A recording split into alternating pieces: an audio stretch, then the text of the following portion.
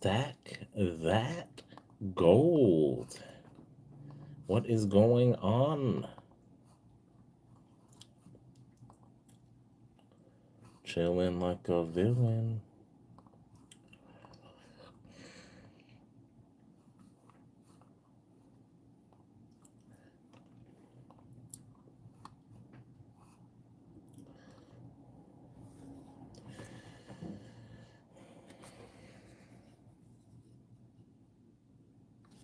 There we go.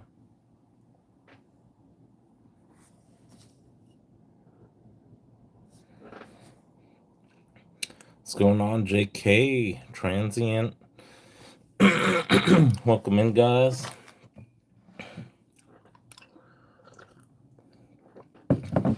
Viva Las Vegas. Viva Las Vegas. You know who I saw in Vegas, Transient? I saw John Wayne. I really did.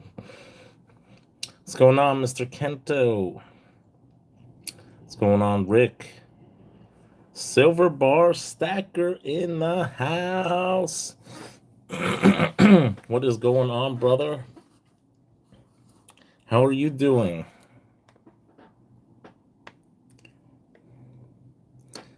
The man with the legendary collection. Mr. Kento, if you want some Engelhard, you gotta reach out to Silver Bar Stacker. I don't know if he has any left, but this guy had the best vintage Engelhard collection of anybody. Anybody. He had the #1 collection in the world. And I don't say that lightly. Nah. What's going on, ASC? Yo, Silver Bar Stacker is the man. He is the king of Engelhard.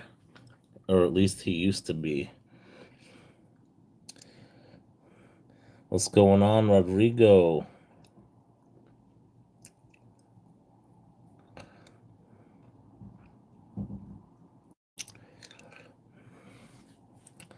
Damn, man, it's been a hot minute. Russian money. I got some gold rubles. Tsar Nikolai. Oh, what you know about that? What's up, avocado? Yeah, I gotta get back to being the king of gold as well, man. I got so many expenses coming up, though. Yup. Hey, they work good for allergies, man. I got allergies. It's really, I know my throat just whenever I gotta vacuum my room, man. My throat's like drying up. It's really bad, but yeah, it is what it is. That time of the year. Damn, we got 27 people in here. It's gonna probably drop pretty soon, but who knows? See what happens. I brought out the big guns tonight. Who was it that requested the buffalo? Was it you, Rick? It was either you or Jamie. It might have been. I don't remember. Someone someone requested I take this out.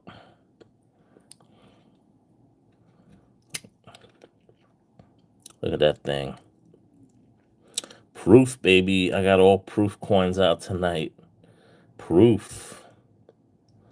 Proof. The proof. The proof. The proof is on fire. There we go. You and me both, Transient. Yeah, I was going to get the 1/10 ounce 2008 Buffalo, but it wasn't the proof one. It was just the BU one, and I passed on it. And I shouldn't have passed on it because it was a really good deal at the time. Now those things are probably selling for double that price. Yup. Yo, Silver Bar Stacker, man. That's nothing, man. The stuff that I only you had a whole you had I don't even want to say it, man, because if I tell people what I saw that you had, they won't even believe me.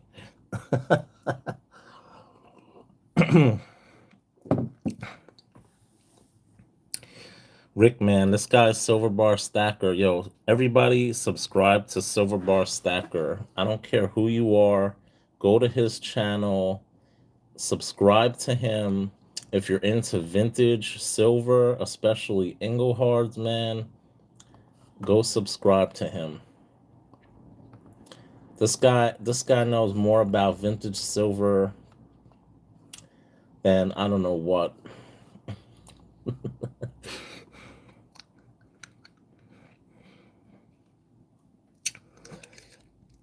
You got a proof 2008 quarter ounce Buffalo. Yeah, man, I saw your video tonight, Transient. I know. I saw that.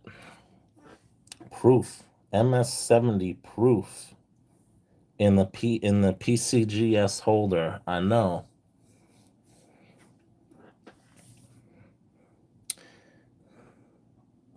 What's a one coin?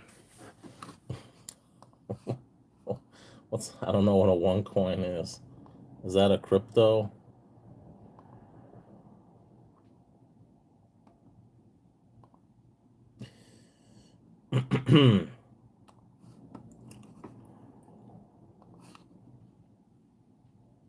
Oh man, accidentally. Damn. I know I did that shit by accident, man. Damn. Ultra Cameo. Ultra Cameo, baby. Let's go, people. What's going on tonight? Anybody buy anything interesting lately? Yo, SBS, man, what's going on with you, man? You okay? Doing all right? Coming back January 1st, 2027. Still got that on Whatnot. It's gonna be your first show of the new year. Yeah, I know. It's all good. You don't gotta say why. I know shit happens in life. That account was 4 hours old. Well, then good thing I hit it right. Yeah, when something doesn't sound right, I got a sixth sense about these things sometimes. Might come back sooner or later. Okay, okay. Yeah, a one coin. I got a one coin too. A one owns a coin here. Proof, baby. Where's JK at? He loves his proof. Proof Libertad. Boom. Man, I should have bought more of these. My dealer had them back when it was like he was selling these things for like 95 bucks a piece. I think it was last year too. I was like, I don't want to pay that shit. That was back when silver was like 40 bucks an ounce. I'm like, I ain't paying no $95 for a damn coin. You have the one coin. It is always real, man. I regret not buying this thing for 2 grand. I have to pay more than double that for that. Luckily, though, I did get this at a really good price. You guys will never guess how much I pay for this thing. Never.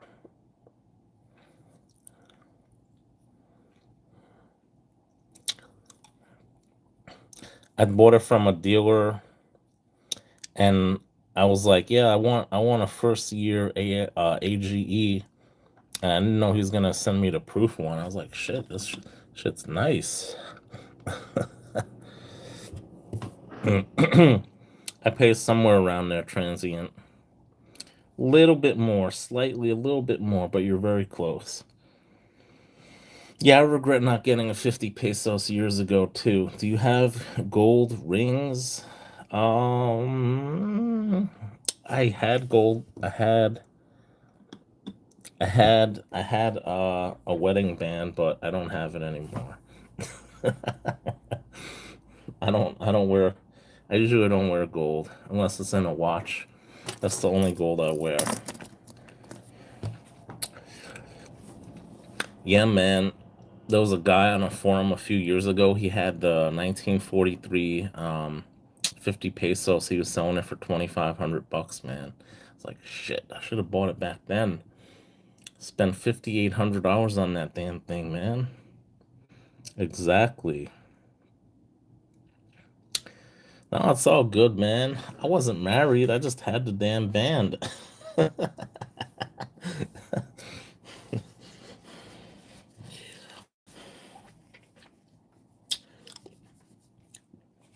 I used to buy lots of jewelry and it was in the lot. So I was like, all right. And I sold it years ago before gold was like crazy. I think at the time gold was probably like maybe around 1,100 bucks an ounce.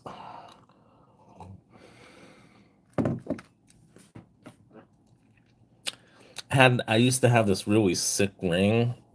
It was like an Art Deco ring, and it had a lion on it, and it had two rubies for the eyes, and it had a diamond in its mouth. And I showed it to my mom, and my mom's like, "That ring looks very feminine." I was like, "What?" I was like, "Oh." I was like, "This is a man's ring, though." She's like, "That ring looks feminine." I was like, "What?" So after that, I sold it. I sold it to a lady friend of mine. I had to have it resized. I thought it was pretty cool, man. Nah, my mom didn't want it. I sold it to someone. She still has it, but I had it resized. You can't even tell it was resized.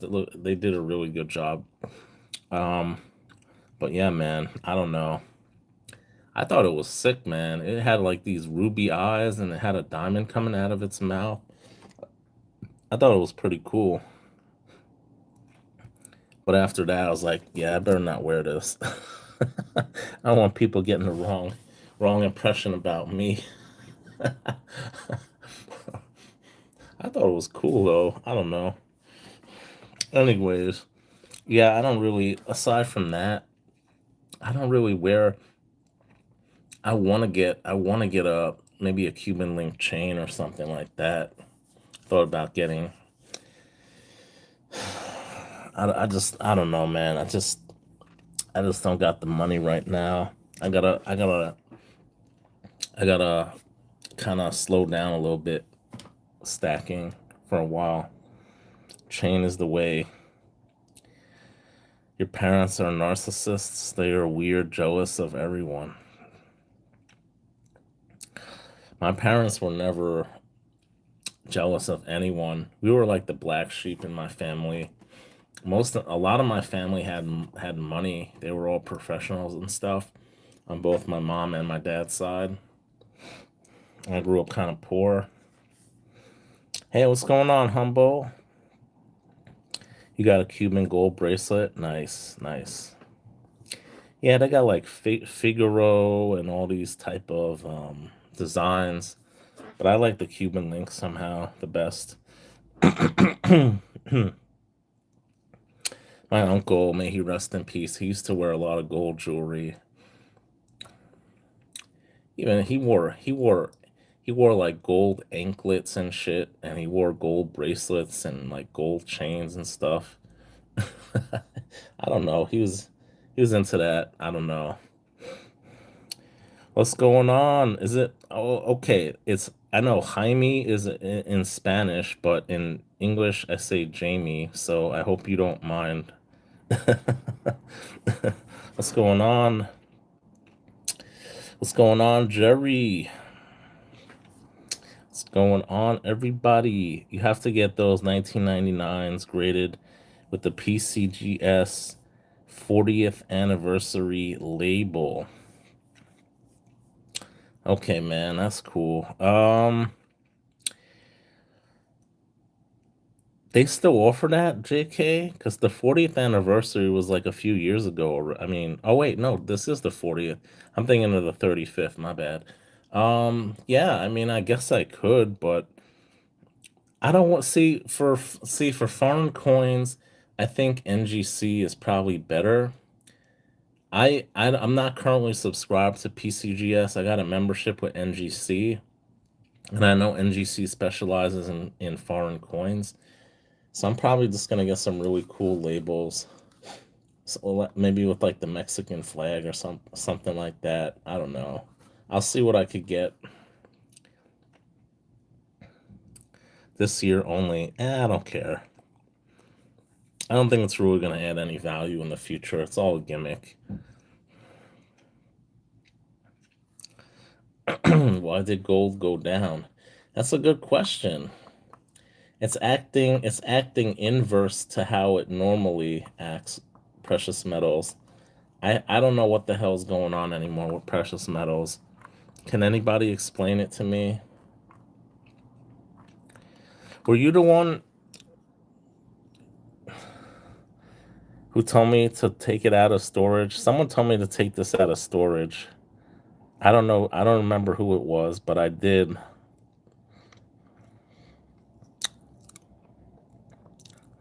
Got my proof. Proof Buffalo, baby. Someone just got a reverse proof. Who was that? Kalilo? Thanks, man. I appreciate it.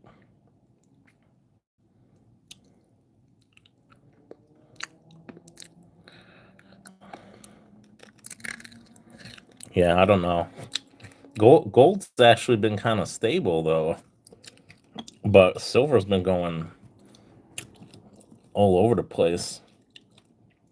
It's been going from like 70 to 87 or something. Oh, okay. I think he kind of spilled the beans last night, and he said he got one. He said he traded it for his silver slice. I think he said he kind of spilled the beans, and he said not to say anything, but it was in the live stream. I mean, everybody saw him say it. I wasn't the only one, you know. If it was something he told me privately, I wouldn't say it, but he already said it in public, so not like I'm saying something that, is private.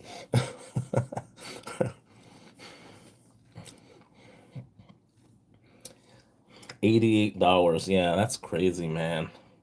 I don't know what the heck's going on. No, that's good. I don't blame him because the price of gold is it's been kind of pretty stable. Price of silver has been all over the place. Salivate metal implied gold decline for the same primary reason as silver. Stronger dollar, hawkish signals. Uh, mm, yeah, they're not gonna cut rates. If anything, they're gonna probably raise rates. Exactly. Yeah. JK, man. JK, please hook me up, brother. Let me know. Let me know. I need to get some. If you're talking about those pesos or which ones? 20, 50, 10. I really would love to get some. Honestly, if it's at spot, please let me know. If it's OC, if that guy OC is selling you that stuff, man, I'm kind of I gotta message him like, what's up, man? Oh, I got all. I'm missing for the 20 pesos. I'm missing 1921 and I think 1920. You bought up to 10. Okay. Yeah, man. Let me know, please. I really would love to add some more to my stack. I did just get paid, but I don't know. It's kind of hard for me right now. If I could do a GSR swap for the Mexican gold, let me know, man. You're looking for a dos pesos? Nice. Yeah, Humble, that dealer that I showed you, he had a couple, but he sold them. So I don't know. Haven't seen a Venti yet.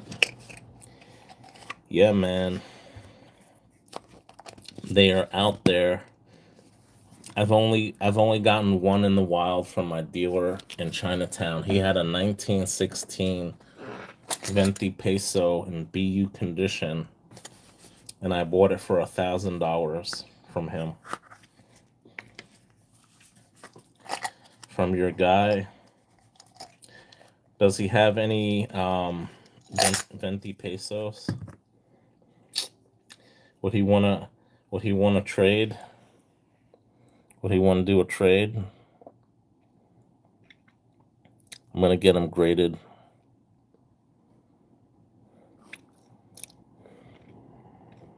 They really are. It's my favorite foreign gold coin. It's probably my second favorite gold coin.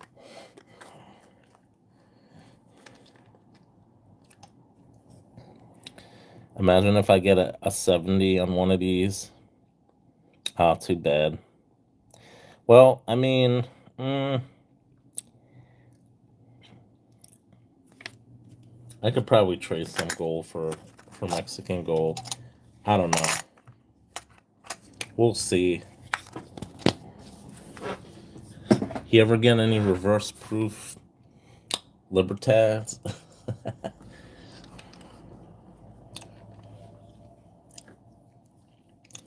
I want to get. I bought this pre 33 a few weeks ago.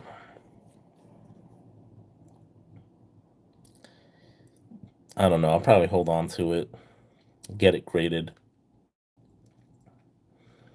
It's probably going to grade a 58, I think.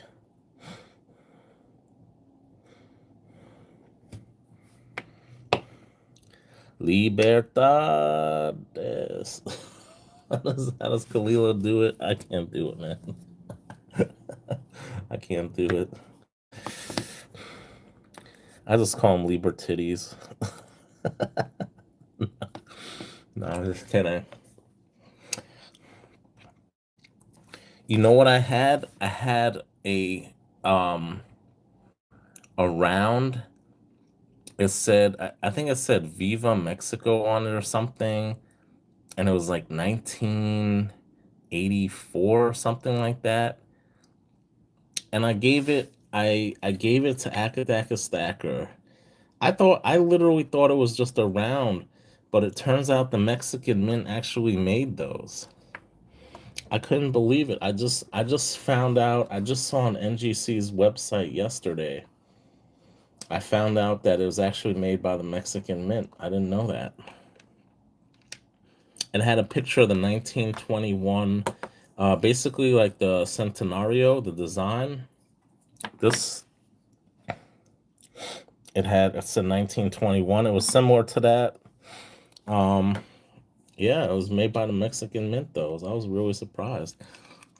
I don't care. It's all good.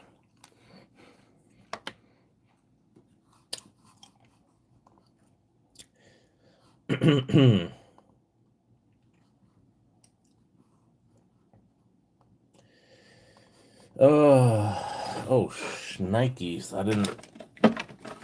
I forgot to plug in my computer. Damn. It should have been the M logo somewhere. I don't see. I don't know. Maybe it was just a copy of it, but I know they actually made something that looked very similar to that. I should find it and show you, because I've actually seen them before, but I actually got it from a bullion dealer here in New York, and I don't think he knew either. He actually, well, he used to sell on Whatnot. He knows about vintage and stuff, but he doesn't know everything. So, yeah, let me try to find that.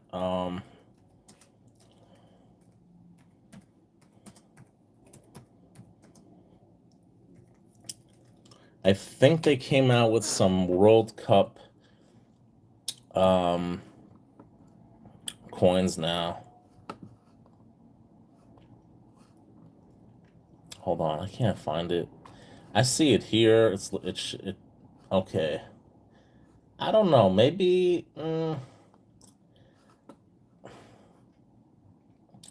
See this one. Okay. Maybe the one that I have is like a copy. I don't know. But I know they made these rounds before. Oh shit! Damn. My mouse just died. 1921 2 peso silver coin. No, it was just the design. It wasn't a it's just a round, you know. They just used the image of liberty, you know. That's what it was. And it said 1821 to 1921 or something like that. I don't know. But I don't know if it was put out, but I know they have one here. I could find it. I could find another round that they came out with, but I can't find that exact one. But anyways, I don't care. I'll show you guys another time. Well, here it is. This is it.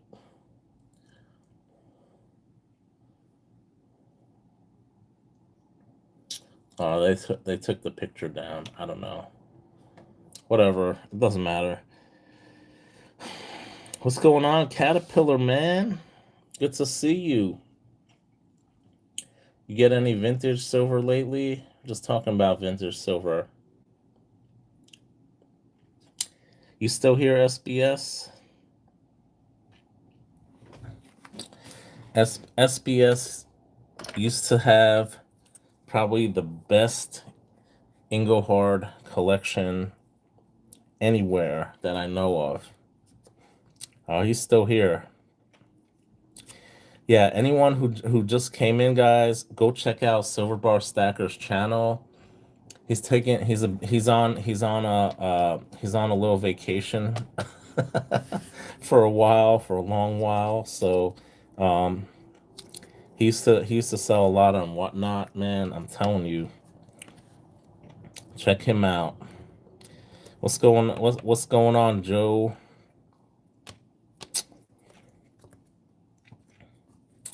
Exactly. Even JK said the best.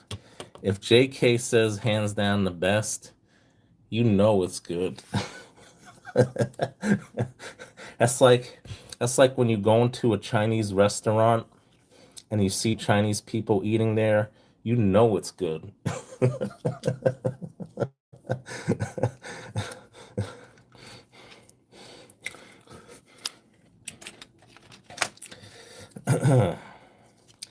Look what I got, SBS. I got this when I was in Vegas. I was in Vegas about a month ago.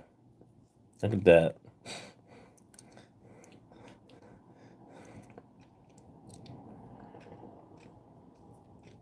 They had two of these, man. I should have bought the other one. Yup, Sunshine Mining. Yup, yup, mining. Yup, yup, exactly. It's harder to get, I know. I should have bought the other one, man. I'm so dumb, but I'm sending this over to Peter J in Australia because he doesn't have one. This might even be in better condition than the one I got from you. That's all good. I don't care. Maybe I'll keep that one. Yeah, I know. I know. I think I paid $90 for it too. I might have even paid less now with precious metal prices being higher than I bought it from you for.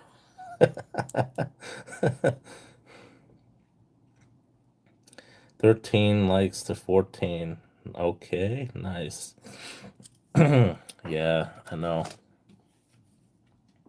I got my first Foster's bar 1973, I want to say. According to All Engelhard, it's a 1500 vintage, but um I don't know. I don't take their numbers seriously. I got another bar SBS. I know if I show this to you, you're gonna know what the hell it is. I didn't do a video on it yet, but you're gonna know what it is if I show it. you you already know. You already know. I got this in the flea market a few weeks ago for 850. 850, man. That's under current spot. Yup, yup. That's right. All right. For you, I'll do it, man. I did. This is the first time I'm showing this. I didn't do. I was gonna do a video, so I don't know what that. You're the expert on it, so I don't know. Thanks. Yeah, this is my second one.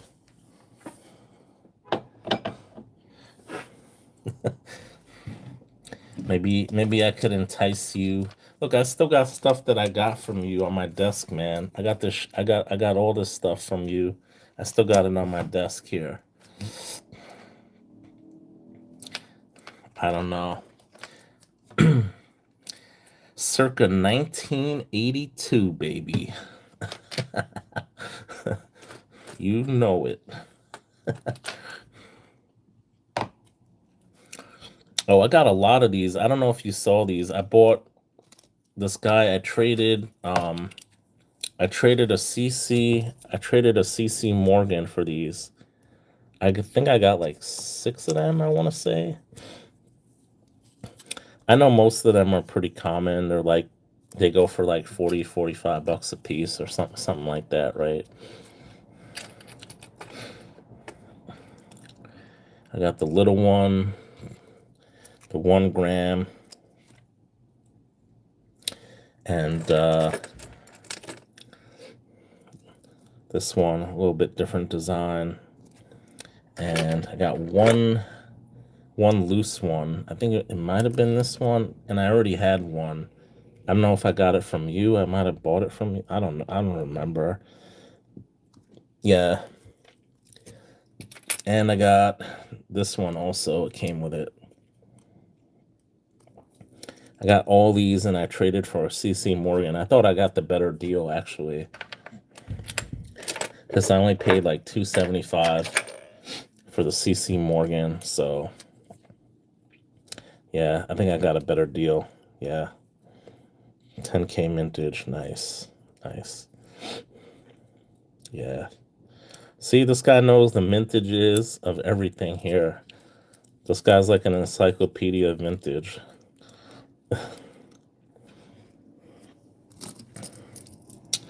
Yeah, man. Low production. Some of them, not really. Some of them are like 100,000, I think, right? Like 80,000. I don't know. Yeah, I don't really like JM that much, but I figured it was a good trade, so I was like, let me do this. This thing I got a while ago. It's a Simmons. It says this is so weird. Look at this. When did you ever see a 4 gram silver bar? Isn't that a weird, an odd size? I showed this to Tuli. She wanted it badly. I never saw a 4 gram bar before. kind of strange. I was like, let me get this thing. Simmons, based out of Chicago. You didn't sell this to me. This I got at the flea market. But I think you might have sold me one of the JM bars, the loose ones.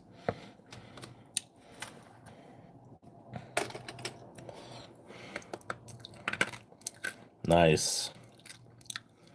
That's like an oddball size. I never seen that before. The hell? Oh, I still this I got from you. I should have sent it to Mark Samuelson. Did you see what Mark Samuelson gave me? SBS. Check it out, man. Look at this. Look at that. Coasters. Isn't that neat? Look at that. He sent me the whole collection. I don't know where the hell the rest of them are. I got them somewhere here. That is so cool. Right? He sent I think he sent Struck, was it Struck, or did he send Caterpillar? Did he send you a set, Caterpillar? I think he sent him a set too. I don't know. He sent a couple sets out to people.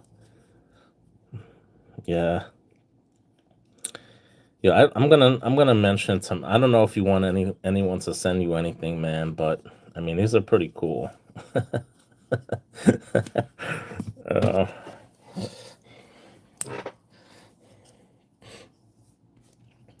Yeah, there we go. Yeah, he sent Caterpillar, Hoffman and Hoffman.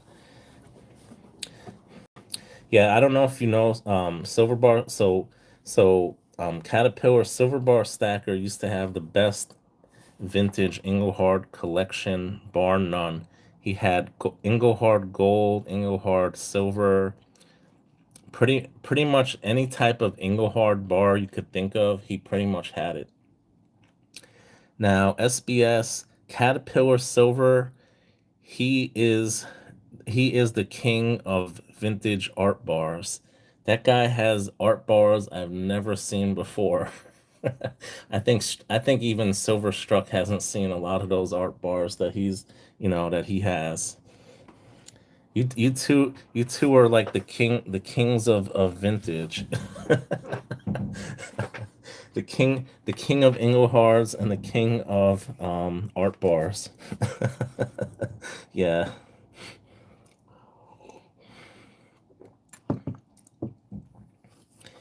Yeah, man.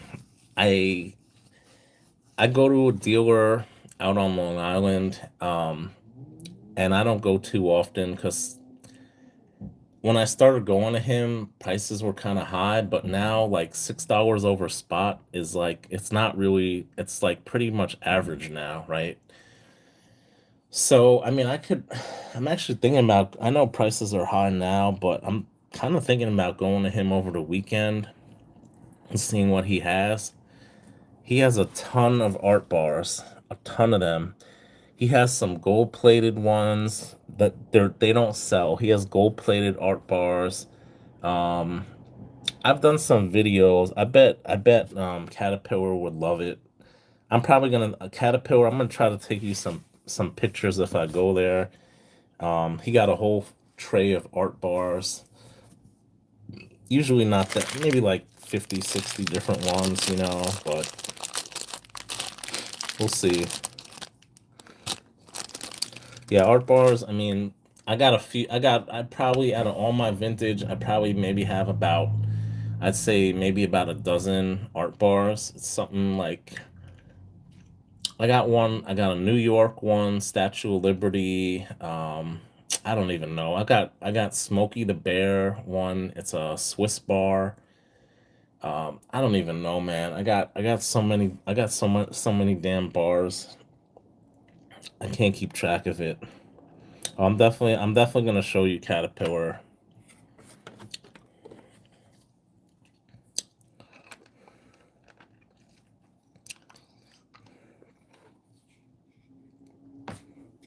There's a 1 gram JM bar you bought for over 300.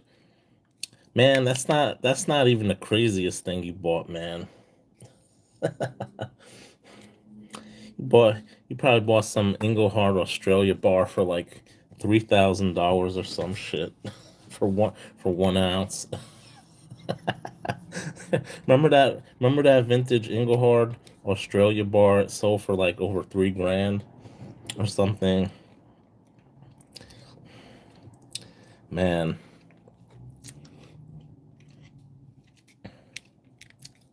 I just can't believe how much silver went up, man. I just can't believe it. It's just insane. People thought I was people. I used to be on Silver Bar Stacker's live stream. This is when silver was probably like $40 an ounce, right? I was buying vintage at 70, $80 an ounce, 90, 100 something dollars an ounce, and people thought I was crazy. Man, I got the last laugh now all the way to the bank.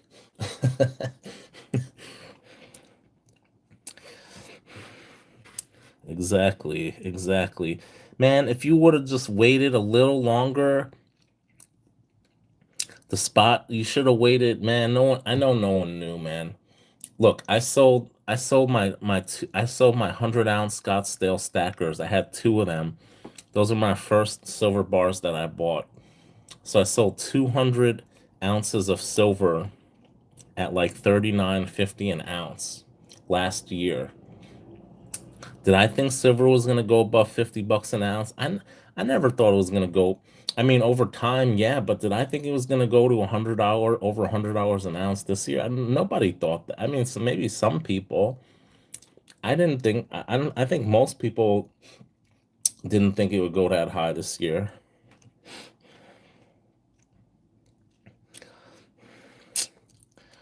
You just nice. Yeah, man. I'm telling you, shit. And you had those 100 ounce Engelhard bars.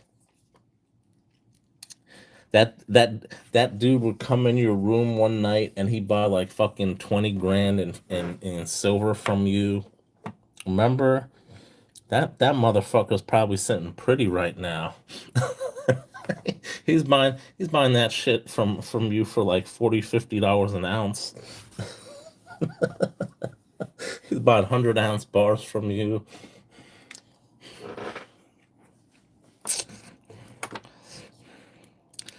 It happens, JK. Well, the thing is, for me, I converted most of that money back into gold. So I guess I didn't lose out as much as if I just took the cash, right? I got the 1947.50 pesos restrike. I got that at spot from Bullion Exchanges. They hooked me up. And what else? I got a few half-ounce proof sovereigns. I took a little bit as cash. You purchased the vehicle, no car payment. Exactly. You don't have to pay the interest. So there you go. You save money on the interest.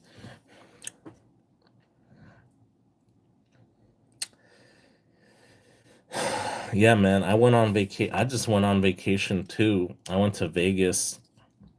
I actually was able to go to six LCSs in Vegas. I actually went to that what the hell's that one with that guy Neil Sackmary, and literally like a week later he passed away. But when I went to the shop, he wasn't there, so I didn't meet him. But he literally like passed away like a week after I went there. I was like, shit, that's messed up, dude. In that place, they had a Sunshine mining bar. It was a 16 ounce Sunshine mining bar. You probably know what it was. I forgot what it was. Sunshine. Hold on. Yeah, hold on. What the hell was that Sunshine Mining? I don't remember. It had some writing on it. Yeah, yeah. So you know which one I'm talking about. It was like New Mexico or something. I don't remember. It was something like that.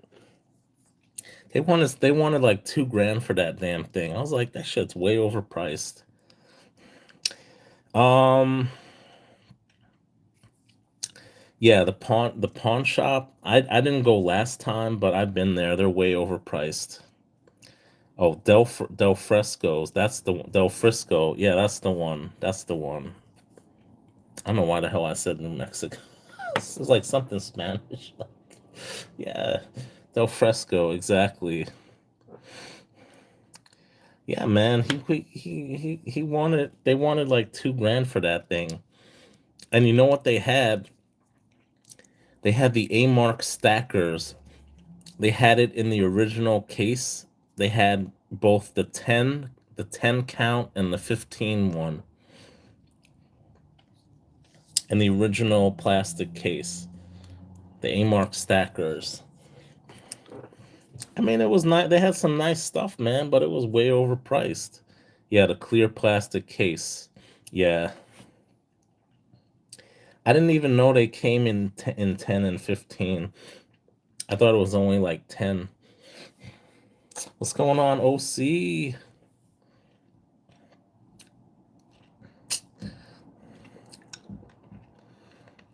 But yeah, that pawn shop, the Pawn Stars, um, it's way overpriced. I went in there. I asked him how much he wanted for the Rolex, like I have, but it was like a newer model. It was the this one, the Bluesy. Dude's like at the time, I think he was like asking like 13 or 14,000. I'm like, I could get one new for less than that. I told him. I was like, what the fuck? You got to negotiate with them, but yeah, that place is a ripoff. The pawn shop,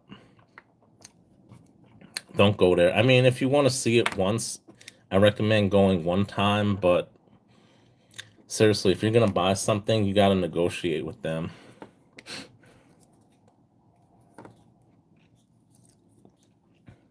Kind of like SB. Yeah, nah. I mean, it was pretty cool. I mean, what happened was some guy came in and he's like, I seriously told him like I'm thinking about buying this thing, the Del Frisco thing. I told him I said I'm thinking about buying it. And what does the guy do? He's like, I'll be right back. I got to deal with this. I'm gonna help this other customer. I'm just like waiting there for like 10 minutes. I'm like, this guy doesn't even give a damn. I'm thinking about dropping like 2 grand. This guy don't want to help me. So I just walk out, right? I probably wasn't gonna buy it, but he said he was gonna show me some other vintage and he didn't. So I went to Sahara Coins. I got a little 5 ounce Engelhard bar for 435 bucks. I thought that was a really good deal. There's no tax in Nevada. So that was a great deal, I thought, because silver that day was 80 an ounce. So it was, went up a little bit. I said, what the hell? I don't care. What's going on, OC? Yeah, exactly. Yeah, exactly.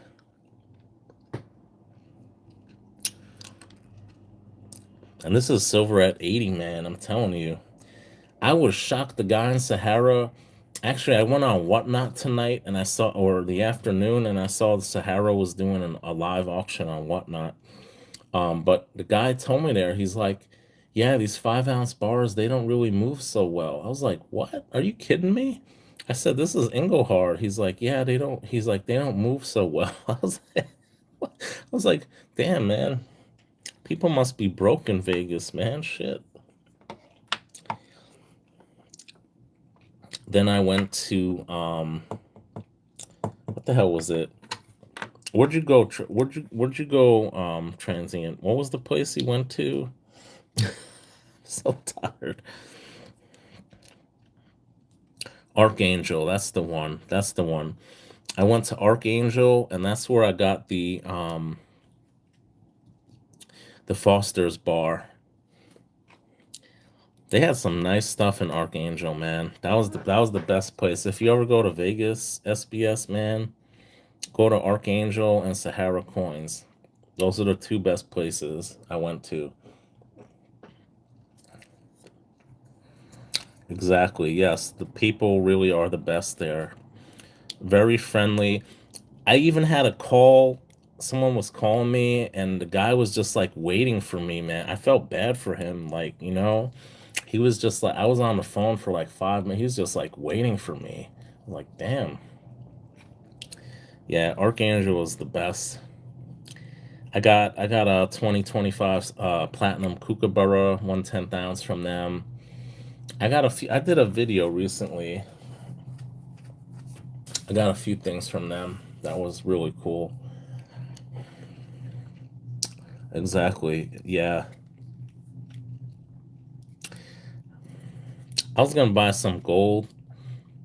I told him I had a list of years I was missing for my 1/10 ounce AGEs. He's like, "Yeah, let me look in the back. I could see if I got any." And I was like, "Nah, I don't want to." I told him, I said, "I don't want to waste your time. I'm probably only gonna buy like one of them."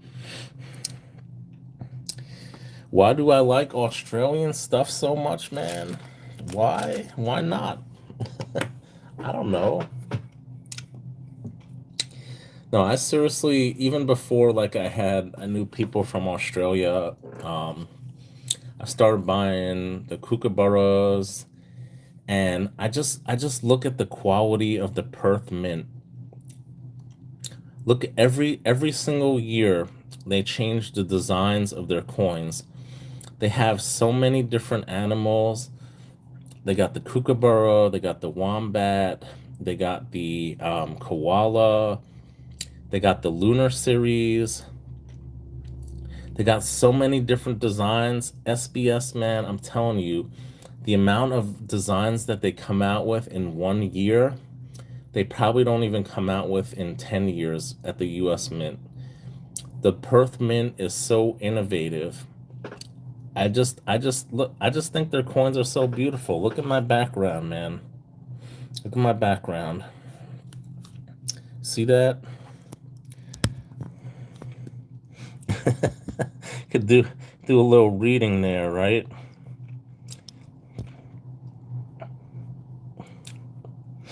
I just think they're very innovative. I just love their designs, man.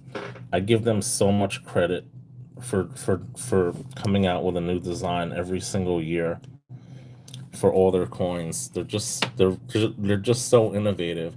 That's why I like the Perth Mint stuff specifically. I hope that answers your question a little bit. But yeah, I was buying the Royal Canadian Mint stuff a while back. Back in 2012, I started getting into coins again as well, and I was buying some Royal Canadian Mint coins. They came out with the first glow in the dark coins. They were dinosaur coins. I got those. So I think the Royal Canadian Mint and the Perth Mint are probably the two most prestigious, the two best mints there are in the world, the most innovative. But yeah, and then of course, I got a lot of Australians watching my channel, so it kind of it kind of motivated me a little bit too, to learn a little bit more about Australian coins and culture and stuff like that. So it kind of got me kind of motivated me more to learn a little bit about some of the coins they come out with from the Perth Mint and the Royal um, Australian Mint.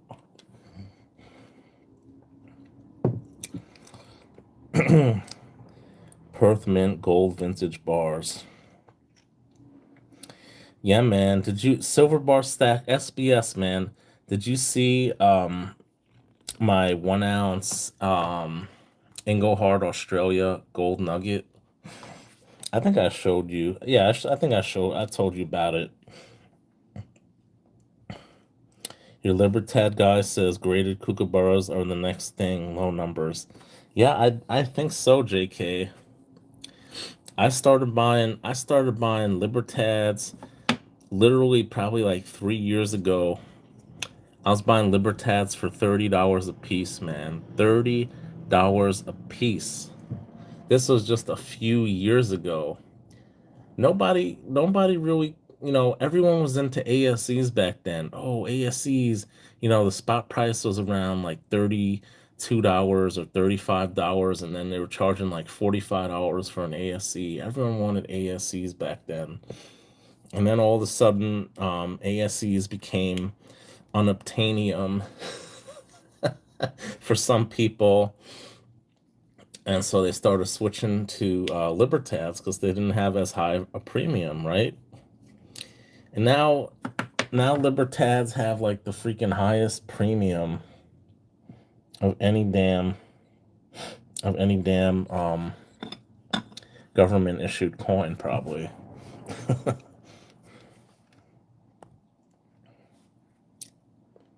Exactly. You were buying Libertads in 2020 for $22. Damn, man. JK's been stacking for a hot minute. Oh, SBS, man. Let me show you something. You're not gonna believe this shit. Check this out.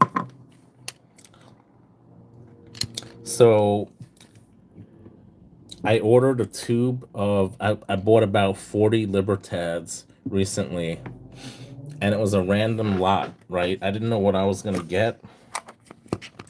So I opened it up and I got the third lowest mintage year, right? I saw I got one of them. I was like, oh my God. 1999. Why doesn't this thing focus, man? It's not focusing. 1999, man. I know. What the fuck is wrong with this thing? All right, let me. 1990. I don't know if you can see it. I don't know why it's not focusing, man. I'm trying. 1999, right? So I saw one. I was like, oh my God. I just was like, I couldn't believe it, right? Go through the rest of them. Get another one. Get another one. Get another one. 12 of them, man. 12 of them from 1999.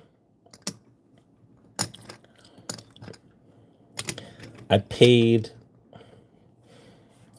around $100 a piece for them. A little bit less than that, right?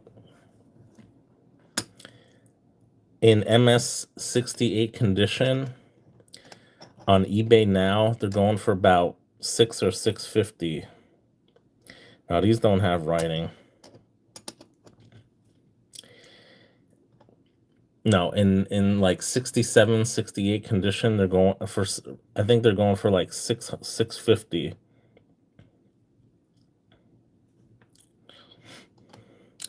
1995, I believe.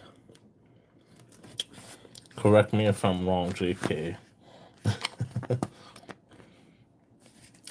Each $6.50 each.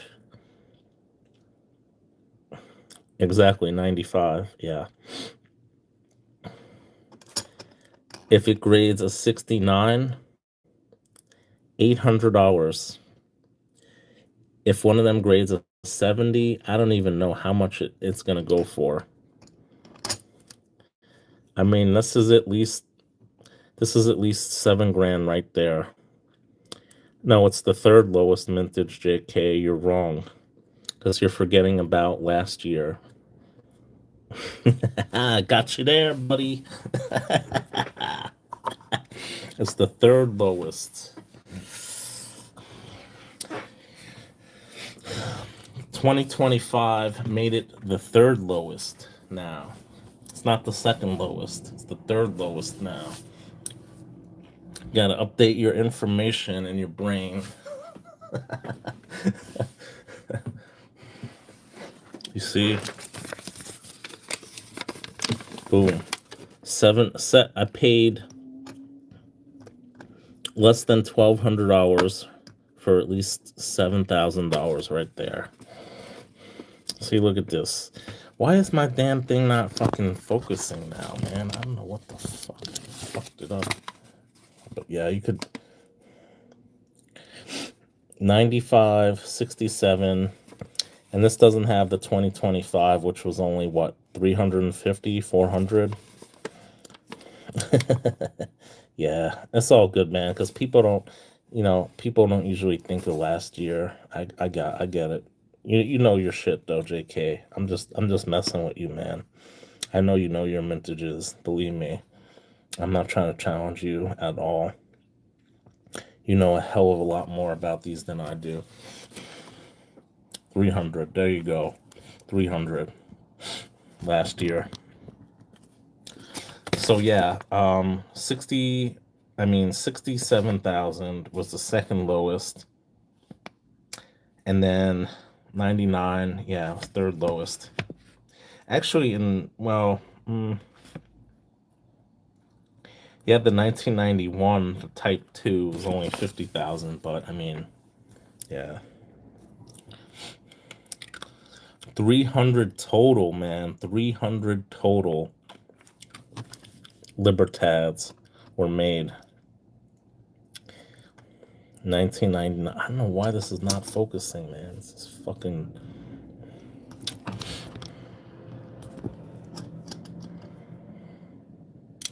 Whatever. You'll see it. You'll see them. But yeah, isn't that crazy?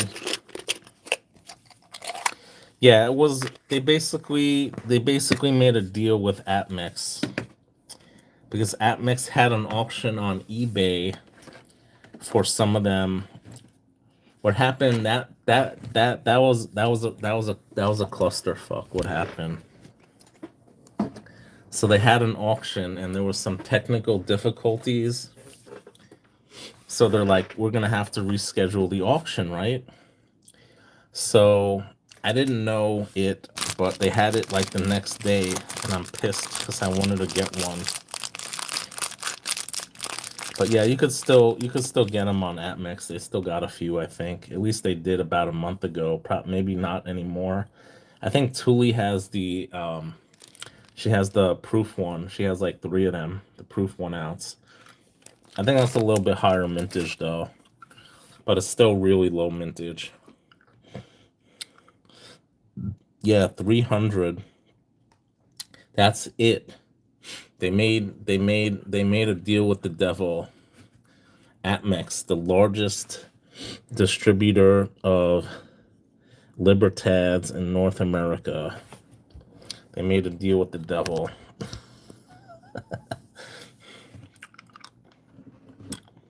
Nice, JK. Yeah, I've seen that one. It looks pretty much like a Libertad.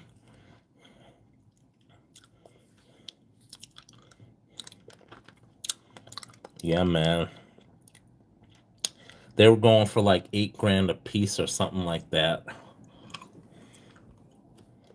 The ones that were graded in like fucking MS-70. Yeah. The only day I buy from APMEX, well, they used to have actually really good deals on Black Friday,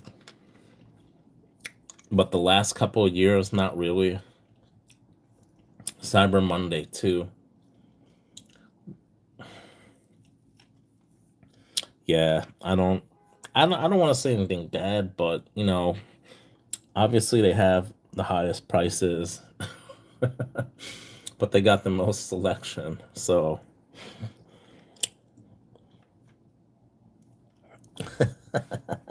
I hear you. I hear you. Yeah, I don't buy from them.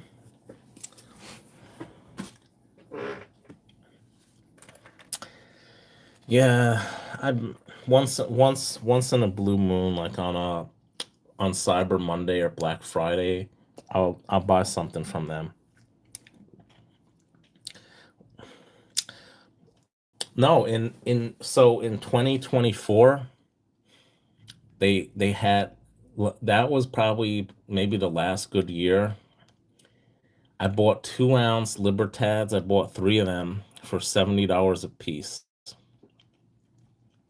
This was when silver was probably about 30 bucks an ounce. So, I thought that was a pretty good deal. They all should be MS70 considering the low mintage. They probably are. They probably minted them and they had them graded by who graded them? NGC?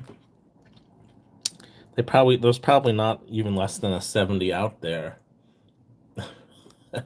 Who knows? They wouldn't refund a gold buffalo you got from them. Yeah, oh, proof that the mailman stole it. Oh shit, man. Well, you know what happened? I bought a gold coin from them a long time ago, and when I got it, it had a copper spot, and I think I still have it, and I complained to them, and the best that they can do was they gave me a $5 credit off my next purchase.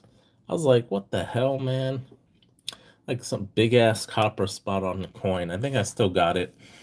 It was the African elephant.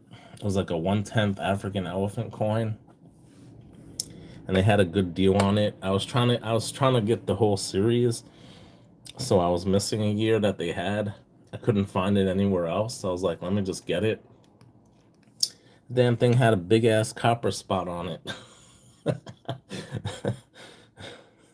Yeah, exactly. A whole $5. Whoop-de-doo. Man, they're terrible. Honestly, like, what the hell's with my damn video now? Ever since I zoomed out. I guess maybe I gotta zoom out. I don't know, man. I don't fucking know. This fucking thing is like, I just don't wanna.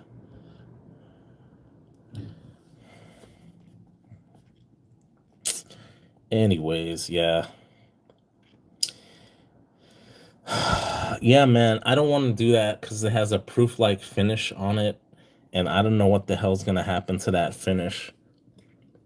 If it's just a BU coin, okay, yeah, but like a proof finish on it, I don't know what the hell. I don't know what heat's gonna do to a proof finish, man. I'm not taking that chance. So I'm like, fuck it. Did someone do a video? Did Thule do a video? Someone did a video. They put a piece of gold with a copper spot over a pilot or something, and they got rid of the copper spot, I think.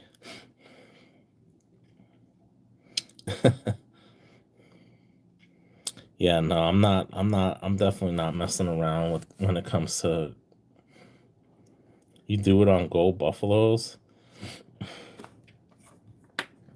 Thanks for letting me know, OC. Now I know where not to buy gold buffaloes from. You do it on AGEs too, man? You gonna tell me all your secrets now? Why the hell is this so shitty now? Ever since I zoomed in. Damn, the focus on this hasn't. Oh man, I'm not buying any gold from you anymore. I never bought it to begin with. So I'm trying to clean this lens. I don't think it's gonna do anything.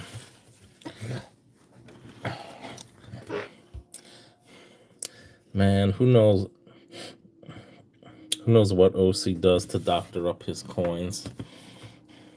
You dip your coins too, OC. Use Easyest or MS70. Ain't touching my gold buffs exactly. You bought a 250 gold Indian AU from Golden Eagle Coins. It wasn't AU. Yeah, you know what happened a long time ago when I didn't know any better. I bought my first pre-33 gold was from The fuck is that dealer? They used to be in California, but they're in Texas now. Oh, Liberty Coins. So I bought a 1907, 1908 no motto, $20 double eagle in MS64 condition, right? So they sent me the coin, and when I got it, man, that thing did not look like a 64. You know how sometimes they keep sending it in until they get a higher grade? Well, this coin seriously looked, it didn't even look like a 63 to me. This thing looked like maybe a 62 even. And someone must have been there must have been people in really good mood that day when they graded this thing, man. This thing did not look like no 64. I'll tell you that much. So I returned it to them and it was through eBay. So they blocked me from buying on their eBay store. But I found out later that they actually had an online website, and it was actually, the prices were actually cheaper on their website. So I just buy from their website. Who gives a shit about eBay, man? I pay more money. I didn't know any better, right? That had to be the shittiest MS64 coin I ever seen in my life. There's no way that thing would be a 64. I guarantee if I cracked that out and sent it back into PCGS, that thing would grade up like a 62.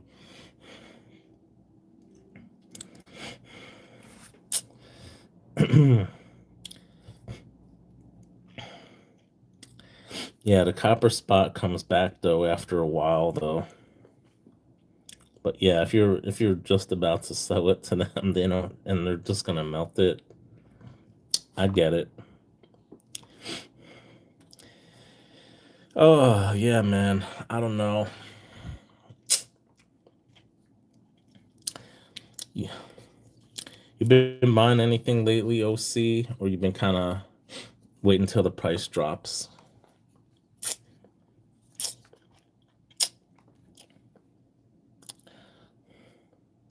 You could literally do it over a pilot. You could just put on your burner, or if you have a gas stove. I know some people don't, but here in New York City, in an old apartment building, we still have gas stoves here.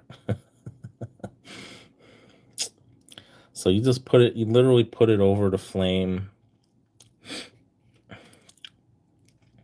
You want to make sure the flame is blue though. You don't want it to be orange. You don't want too much oxygen in the flame. And you want to make sure it's pretty hot, and then you could like kind of, you don't have to put it directly on the burner, but just a little bit away from it. Yeah, and then just keep doing it. Hey, congratulations, OC. That's awesome, man. I don't know. I just heard it got to be a flame. Either you could do a burner or a like a, a pilot. I don't know, man. I don't think an induction top will work, man. You gotta give us some heat, Gotta give us some gas. I don't know. You could probably take a you could probably take one of those torch lighters if you got a torch lighter, and you could probably do it with that thing too. 500 ounces of 10-ounce silver bars. Nice. Man, Silver Bar Stacker used to sell that in a hot minute. He'd sell that in a day, man. He saw gold pancakes on the induction. Yup. Yeah, man. I'm old school. I got a gas pilot. We use propane here. We're old school here.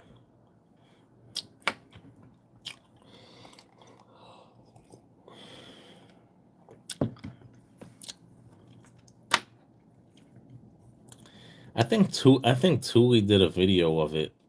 I want to say she did a video of it a while ago, but I don't remember. JK is down in Tennessee. Hope you don't mind me saying that.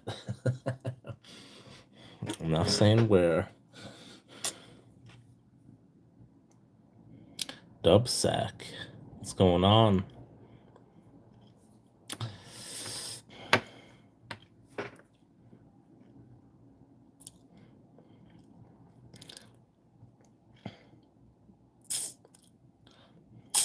Memphis, baby. I was down there last year.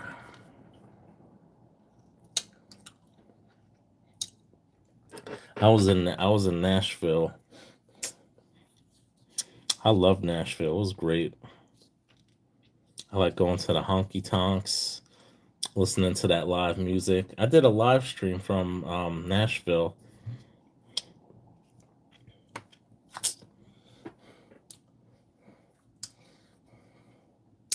For a second there, I thought it was Dub C. I was like, "Oh, Dub C's here." He never comes on my lives. I'm like, "Oh, it's Dub Sack." I was like, "Okay, you related to Dub C, Dub Sack." I'm just messing with you, man.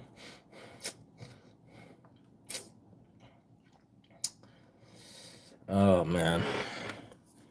Yup, yup. I got my Tennessee whiskey. Ooh, it's so good. It's so smooth. You're the only dub stepping here, bro. All right, all right. My bad, my bad.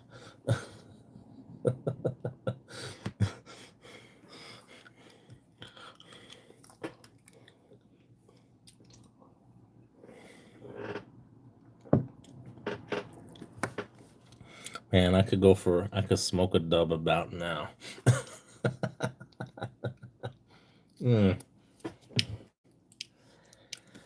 it's going okay. Been getting used to my job, man.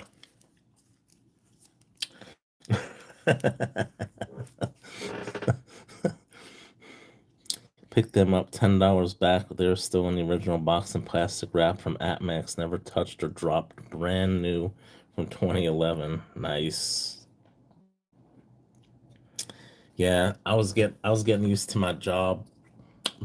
I try to figure shit out. So when I first start a new job, I tend to go a little bit slower, right? Man, you had to I want to keep that on the DL, but yeah, the the first project that I was on, it ended about a month ago, and I'm on a different project now with them. So it's a real shit show, man. It's a real shit show. That's all I could say. I'm gonna be on this thing for at least a couple of years. No, it's all good. I don't care. It's all right. You didn't have to retract it. But yeah, man. So I was getting used to the work the last couple of weeks, right? And so I saw they put out my production was like I was like one of the lowest producers last week. I was like, oh man. I try to get my mentality is to try to get good quality before I get quantity, right? So I was trying to learn different systems and everything and make sure it's good quality, right? So I didn't my production was kind of low last week. So this week I kind of upped my game and I got someone pinged me who I used to work with reviewing my work. He's like, I've been reviewing these. He's basically implying I've been reviewing these shitty cases all day. Your case was the best quality. Who's your team leader? I want to email him. And this was like completely out of nowhere. Like I knew this guy, but it's like I'm like, okay, this is good because my quantity, my production was really low last week. So if my quality is really good, that might, it might, make up for it, right? So he's like, this was the easiest case I've reviewed all day today. This was the best quality. This, and I was like, oh, I'm sure, that made my day, right? So then I come in. Exactly. They just want quantity. Exactly. So then today I come in and I get an email. I got about 30 people on my team, and they show the production for this week. And out of 30 people, guys, guess who's number one?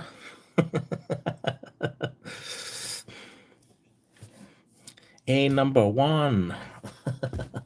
I was number one, guys. I was number one this week so far for production. My quality is really good too, so just gotta hang in there. This project's a real shit show, man. A number one.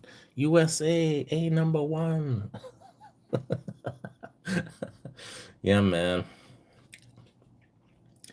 But yeah, so I'm getting the hang of it now. I'm trying to increase my production, my quality, keeping the same quality and the quantity. So, and the good thing is my team lead, your number one, Joe.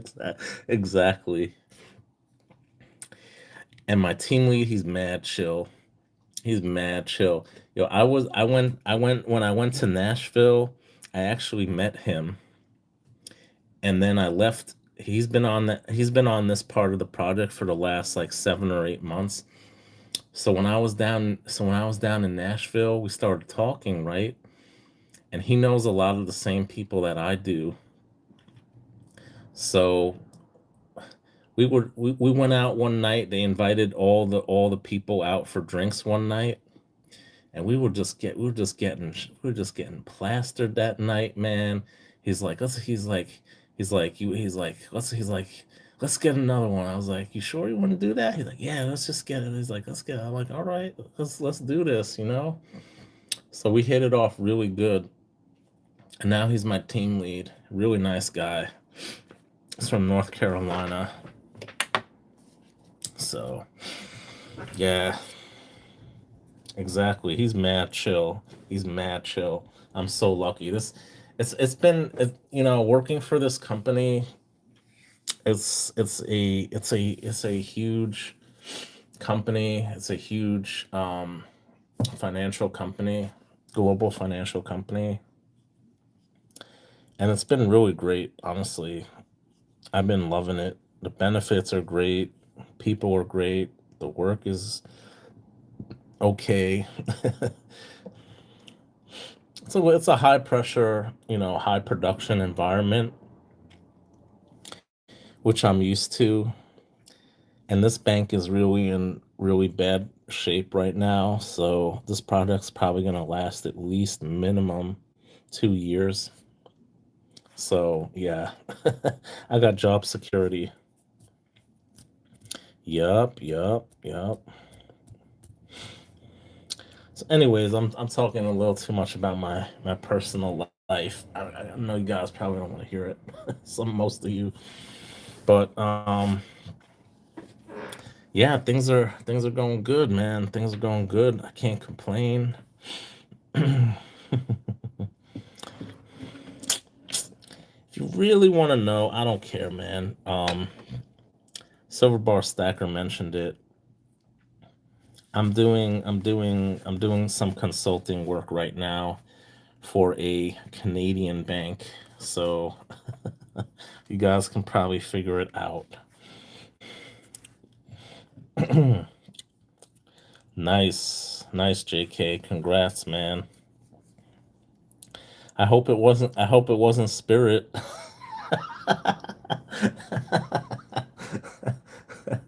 Oh man, I'm just kidding.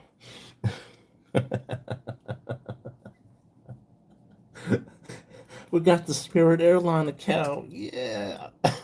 one one week later.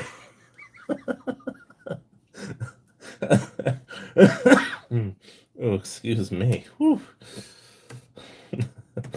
Oh man, that was messed up when they went out of business.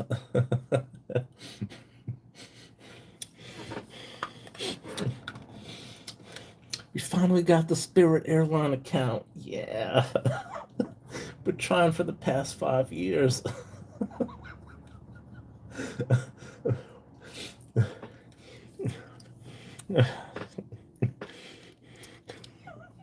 JK buys a new house. And he's like, damn. Mm.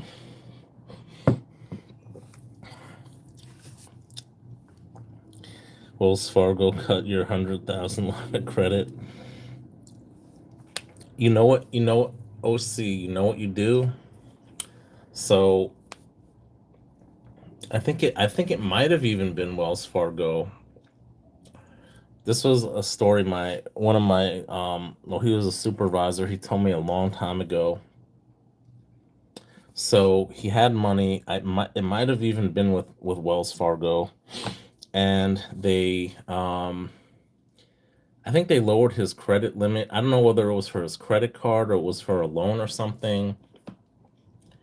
And he told them, he's like, why are you doing this? I've been a customer with you for 20 years. I pay my bills on time, blah blah whatever. And they're like, oh, we're changing our risk, the way we risk rate people, this and that. And so he started telling them, he's like, look, if you don't change it back, I'm gonna take my money out. So he waited. He kept telling him. He kept calling up his banker. He's like, "Look, I'm going to be taking out my money unless you change it." So he waited. He waited. He waited about a month, and he's like, "Look, I said I'm going to take my money out," and he said, "I'm not playing." So he took out $100,000, right? And he waited a few weeks. He said, I'm gonna keep taking my money out, and I'm gonna until you change it back to the line of credit was, right? So he took out a couple weeks later. He took out another $100,000, right? So then they called him and they're like, okay, okay, we'll move, we'll change it back. We'll change it back. So if you got a lot of money in that bank, that's what you got to do. You got to tell them, you're gonna say, look, I'm gonna take my money out and close my account if you don't, and see, he puts pressure on them. I don't think he was ever really gonna close the account, but you gotta put some pressure on him sometimes. you know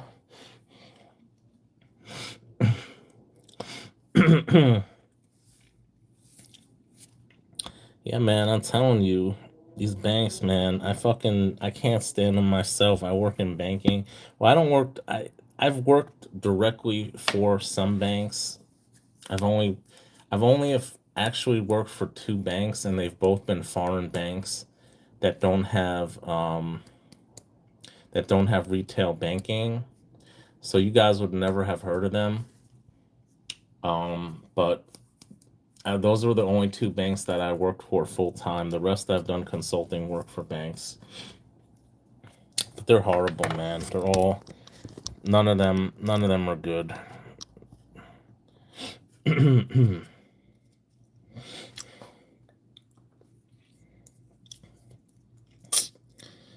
Exactly, man. You gotta put pressure on them. I will never fucking bank with Chase again. They fucking screwed me so badly. You won't even believe what they did to me, man. If I told you, you wouldn't even fucking believe it. I'm never going with them again.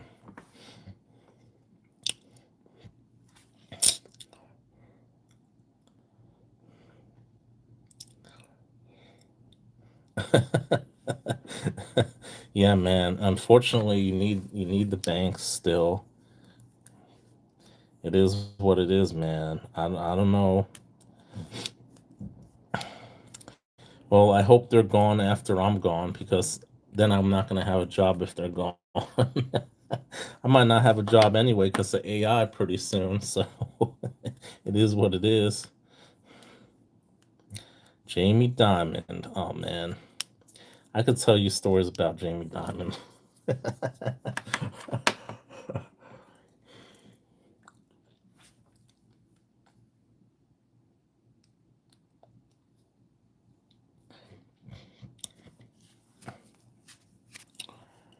Keep those account balances low, my friends. Exactly. I don't. I mean, I have savings. You know what? For my savings, it's not in a big bank. It's in a local bank. I have my savings in a local bank because they offer higher interest rates, right? And they treat me better because they appreciate my money more than the large banks, right? I don't keep shit in my main bank accounts. I keep the balance as low as possible. Well, see, Chase, that's the thing. I kind of, I kind of know why they terminate people's accounts. Sometimes they're risky. Sometimes they do stuff in their accounts that raises their risk. Obviously, for reputational risk, that's what they do with Trump because of his reputation. Um, they closed his account. Um, but yeah, I mean, there's basically something called risk management, and they basically risk rate who you are based upon different factors. If you have negative news, um, it depends on what type of products you use or you don't use. It depends how you use those products. Let's say you consistently make late credit card payments, that's going to affect your risk rating. So there's a lot of different factors that go into it. And if your risk rating gets too high, then they don't want to accept that risk, the bank, and they basically de-risk you and they get rid of you. A lot of it also has to do with what I do, the type of work that I do, the compliance work, where there's a financial risk and then there's like a, other type of risk, compliance risk, which could involve, you know, um, the things that I just mentioned. So yeah, it's the larger banks are usually not good, man. I'm telling you, most of them have problems. I've I've worked I've worked for JP Morgan as a contractor. These are contractors. I worked for Bank of America. Um, what other large bank did I work for? Morgan Stanley I worked for, but that's not a retail bank. It's more of an investment bank. Um, yeah, you wouldn't have heard. You probably wouldn't know the other banks that I worked for. I did a project for PayPal too. That was pretty interesting. I actually liked that project. That was pretty good. Spoke, man. Where you been? What's going on? Spoke and Sober Stacker, man. Damn, I gotta make you a mod, Sober. I don't know. There you go. Spoke, man. It's been so long since I've seen you, man. We got SBS and Spoke, man. Where you been, Spoke? Where you been, man? I missed you, man. Living life. Look at this. I got Spoke, and SBS in the same live stream. What are the odds of that happening? What are the odds of that happening? Damn, man. Two of my favorite vintage bullion dealers were in the same stream. Spoke done stacking because the Washington tax law. True. Is that why I spoke? Damn, man. I got some amazing deals on vintage from Spoke. Damn, Spoke. Damn, man, I feel bad. Spoke, man, I'm still missing. I need the sunshine mining. I need the sunshine mining rounds, brother. What the hell happened to my camera quality? I don't know what the hell happened. There we go. We'll zoom in maybe. Sunshine mining, baby. I need it. I need the ones from the mid to late 90s. Spoke buys in Idaho. Yeah, man. Bunker Hill. Bunker Hill. I'd love to get a Bunker Hill bar. That'd be nice. There we go.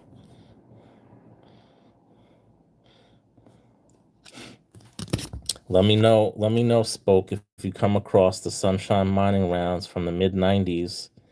I'm still missing a few years. Thule actually got me one. But I'm still missing a few. Yeah, man, definitely.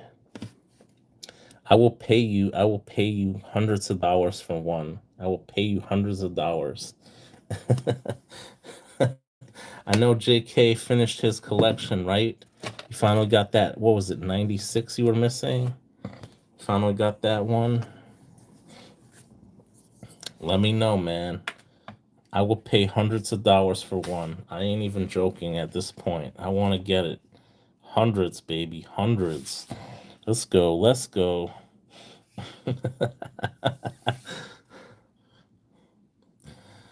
I want to get the whole set, man. I'm only missing like I think maybe 4 years. You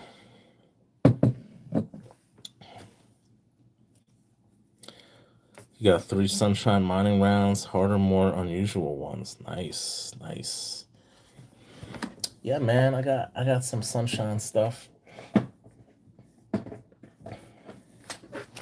Still got it. No, I never put this in my stack. Where the hell is it? I'm trying to find it. I can't even find it, man. I don't know. But I got the safety award round from SBS. I think I bought it for like $50 and I still got it. What the hell is that thing? I thought I had it. I know I still got it somewhere. I think.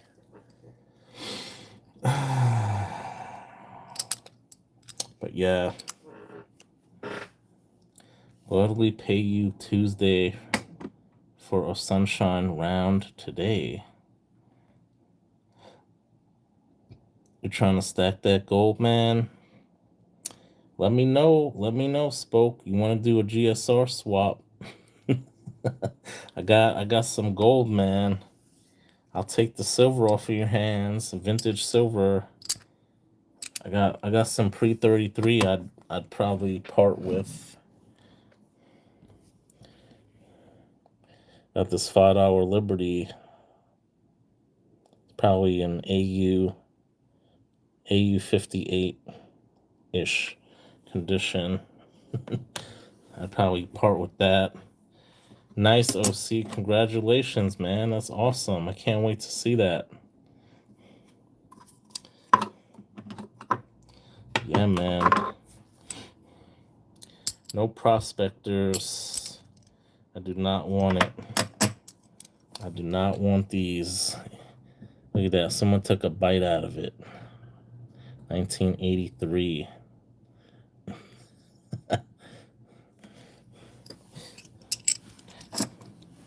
Can't even find that damn safety award. I know I still got that thing.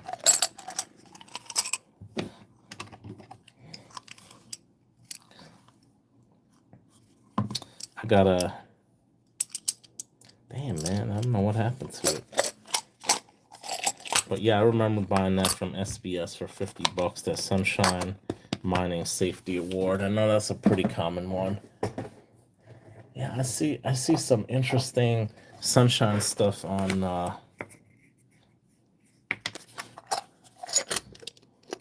eBay. Yeah, exactly. Bite test. No ping test or XRF. They use the bite test. Spoke, man. I don't know if you're into Libertads or not. I got a lot of them. And 1999 is the third lowest mintage. I bought 40 of them, and out of the 40, I got 12 of them from 1999.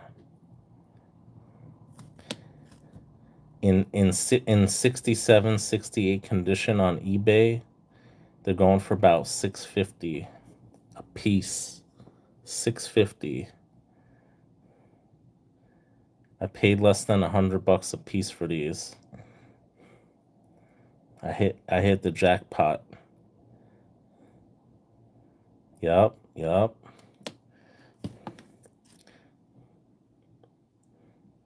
hit the jackpot. So I gotta get these graded. I got 12 of them. I couldn't believe it, man.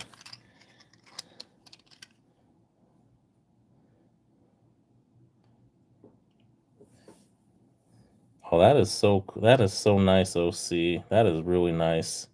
Who was it? Yeah, man. I know some of these ain't gonna grade like 67, 68, but some of them will. Some of them will, man. Look at that. Shit, man. Yeah, so I got 12 of these. Just crazy. It's crazy. 12. Minimum $7 right here. And I paid less than $1,200 for them. That's crazy. That's my best score. Oh, Jenny Sweetheart. Oh, MLZB. Nice. That is so cool. That is so sweet. She really is a sweetheart. Hiatus. Yo, this is I saw SBS comment on one of my shorts like a day or two ago, and I hadn't heard from him in about 6 months. I'm glad to see SBS is around here. Man, I'm thinking every time I go on Whatnot, man, I'm thinking, damn, no more SBS. I can't buy vintage from SBS anymore. Good old days, man. Good old days of buying vintage for $50 an ounce, man. People thought I was crazy back when silver was $30 an ounce. I was spending $50, $60, $70, $80 an ounce on vintage. People thought I was crazy. Now look at silver. Now look at that shit. They're selling a common fucking Engelhard bar for $120 on eBay now. Isn't that crazy?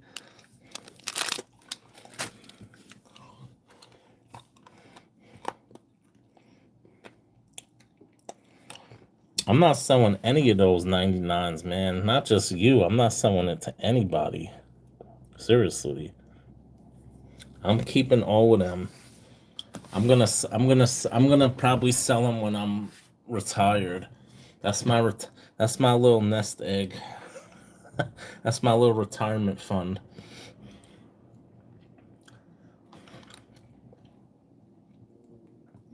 I got about another 30 years left. So if you think you're gonna be alive in 30 years, JK,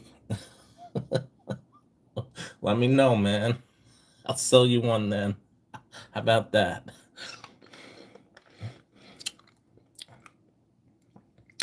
JK, man, you probably literally got all the years except maybe you might even have a 2025. You probably got all the years of the Libertas, and you probably got duplicates and triplicates and quadruplets and whatever the hell it is. You probably got like 10 of each for each year or more. Probably got a whole fucking tube for each year or something or more.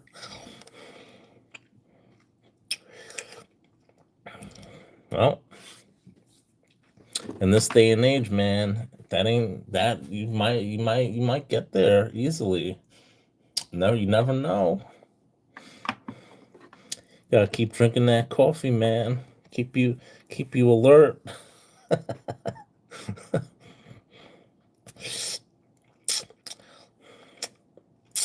It might, Joseph. It just might. You never know.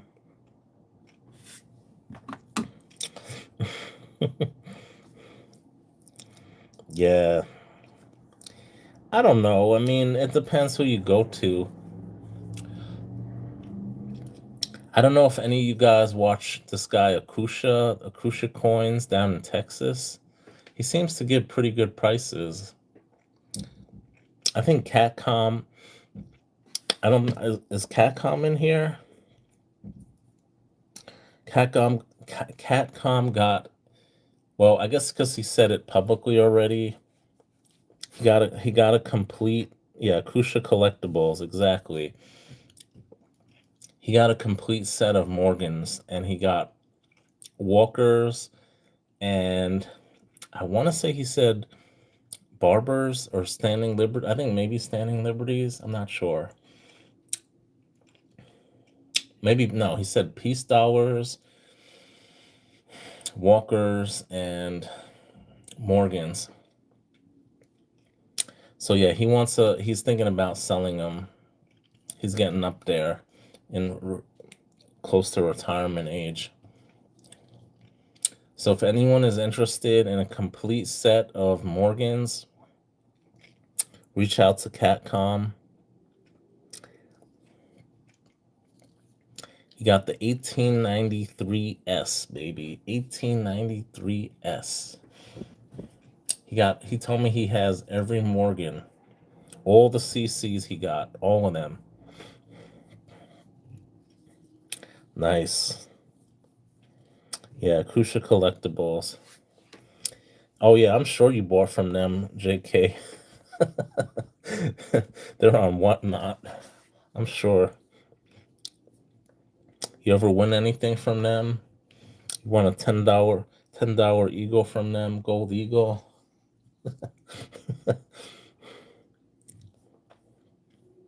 Damn, man. Yeah. Yeah. Reach out to him, man. Reach out to him. He's thinking about he said oh, he's already retired? Okay. He told me he was 59. He said that in public in the chat, so maybe he retired by now. But yeah, he wants to start offloading his collections. He said so. He was thinking about what's his name, Drew from Akusha. He said he comes to his LCS in Ohio or something a couple times a year because Drew is originally from Ohio. So he's thinking about maybe meeting up with him. And he said he was paying him the best. Catcom, no, he doesn't. I don't think he makes content, but um he was in my chat. You weren't here the other night when he said that? He was in my chat the other night. He's like, "Yeah, I want to sell my coins. I'm thinking he must have said he was retired or something."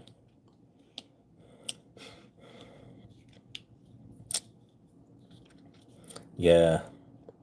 I like he educates people. You'll be 43 in 2030. Nice. I'll be around that age too. I'm around that. I'm around your age, OC. We're very close. I don't want to say exactly how old I am, but we're pretty close in age. Yeah, I don't know what Catcom has. I mean, there's a lot of people who don't make content who have crazy collections like JK Pioneer. There's a lot of people who don't share, and I don't blame them. I try not to show off too much at once, but I get some new stuff in. I like showing what I got, giving a little information about it. I'm sure there's people with crazy collections out there aside from JK. I'm sure there's tons of people who have crazy stuff.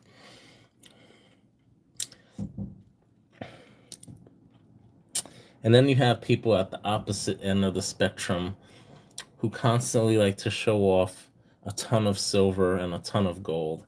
and I'm not gonna name any names, but you guys can figure it out who it is. And there's nothing wrong with that. Hey, look, if you want to show off buku silver, buku gold all at once, man, more power to you. But that just ain't my style. I can't have that many PMs in one place at one time.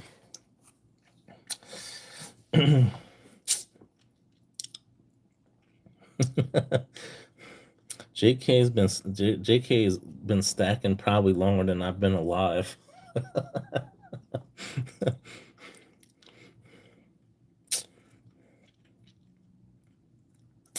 Yeah, man, JK. I know.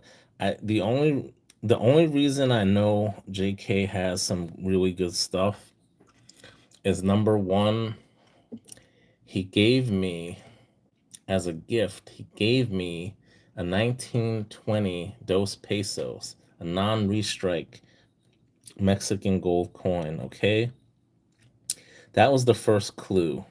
Okay, I do investigative work for a living. Okay, so I put the pieces together, and over the years, people have told me that JK has a crazy collection. JK is is unbelievable. This and that. JK. I was like, damn, what the hell?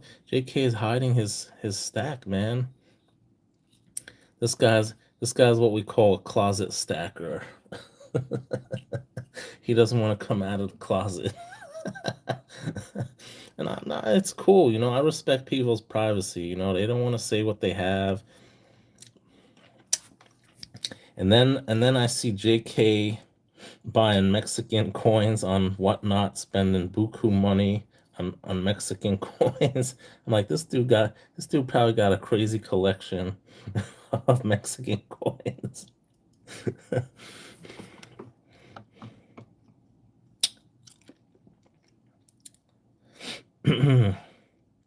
But yeah, man, I don't know what people got. I'm not trying to, you know, make anyone feel uncomfortable or anything, but I'm sure there's a lot of people in this community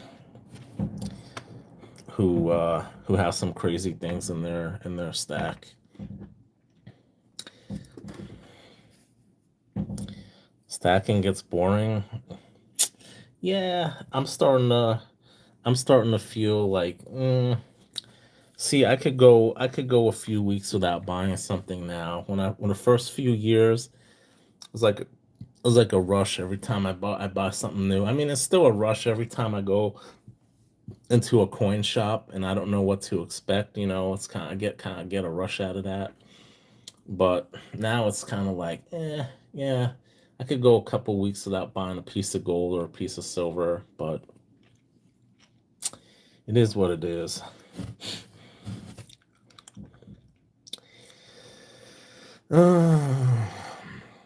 JK don't care about weight, man, because he already got weight. Now he wants quality over quantity.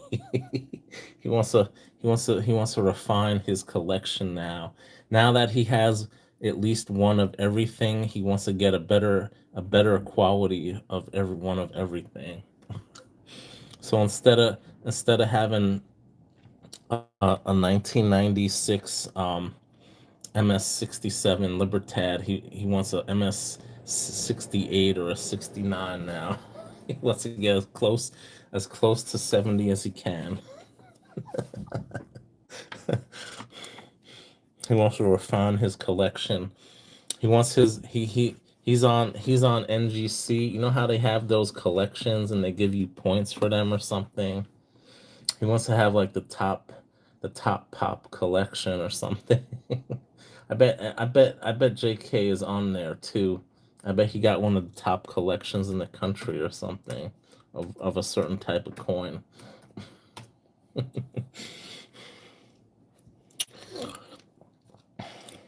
The price hike has stopped you. Spoke, man. If you got vintage for 85, let me know, man. I'll buy it all day long at 85 an ounce. I was buying vintage from SBS at 80 back when it was like 50 an ounce, man. I got no problem spending $85 on a vintage silver bar or round.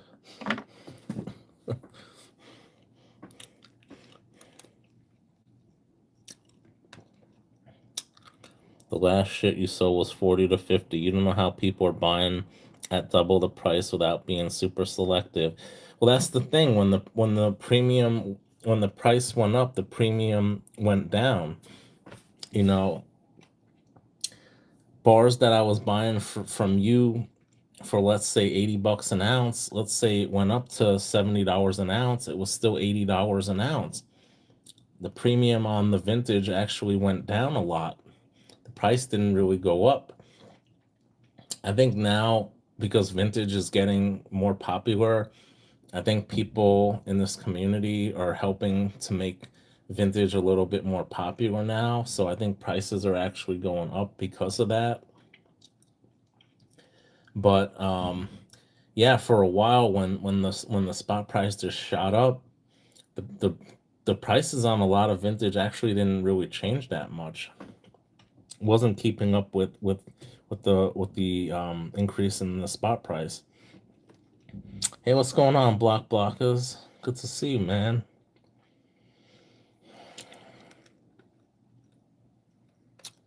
That is awesome. Yeah, we're talking about vintage silver.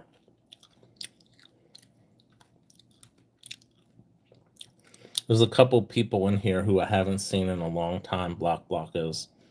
Silver Bar Stacker and Spokane Silver Stacker.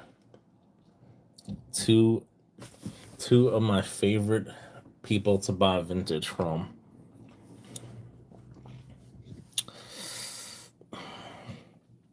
Dollar cost average of silver. That's good, Joe. It's good to do that, especially if you're on a budget, you know. It's definitely good to do that. You bought a lot of vintage at that time. What, in the 70s?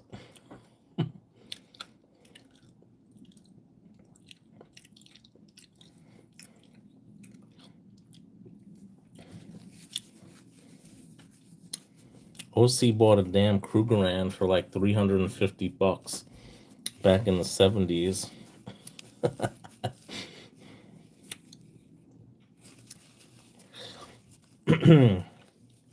Or did you buy it for less? You bought it for what? 150? I don't know how much it was, man. Definitely vintage block blockers.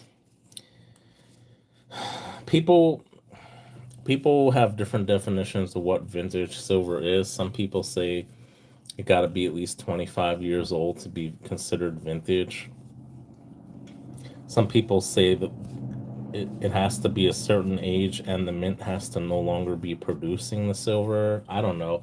There's different definitions people give vintage silver. So, but yeah, something that old, I would definitely consider a vintage.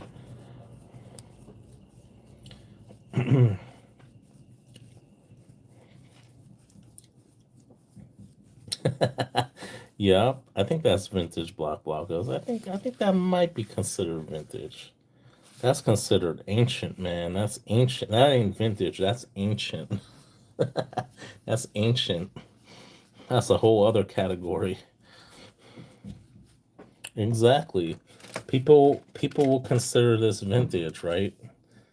One, because it's no longer sunshine minting, right? And number two, it's more than 25 years old, right? So a lot of people would consider this vintage, right? So I don't know. I guess technically it would be. You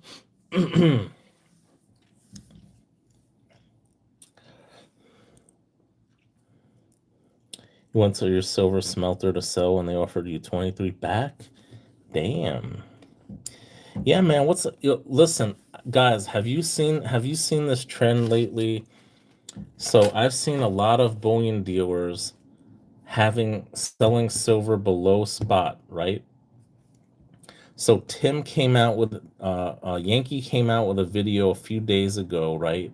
And Tim is like, every piece of silver in the store is under spot except ASCs, right? He said every piece. He said any type of silver except ASCs are under spot. What's going on with this? And you know the guy who owns the pawn shop in Florida, he did a video too. He's like, I'm selling all my gold and silver for under spot or something, under melt. What's going on with the market lately? Everyone is selling silver under. I saw deals on a website. You get a 10-ounce bar at spot. It was what the hell is that dealer? They're out of Texas. It was just like a floor de lis bar or something. It's like get it at spot. I was like, damn man, 10-ounce bar at spot.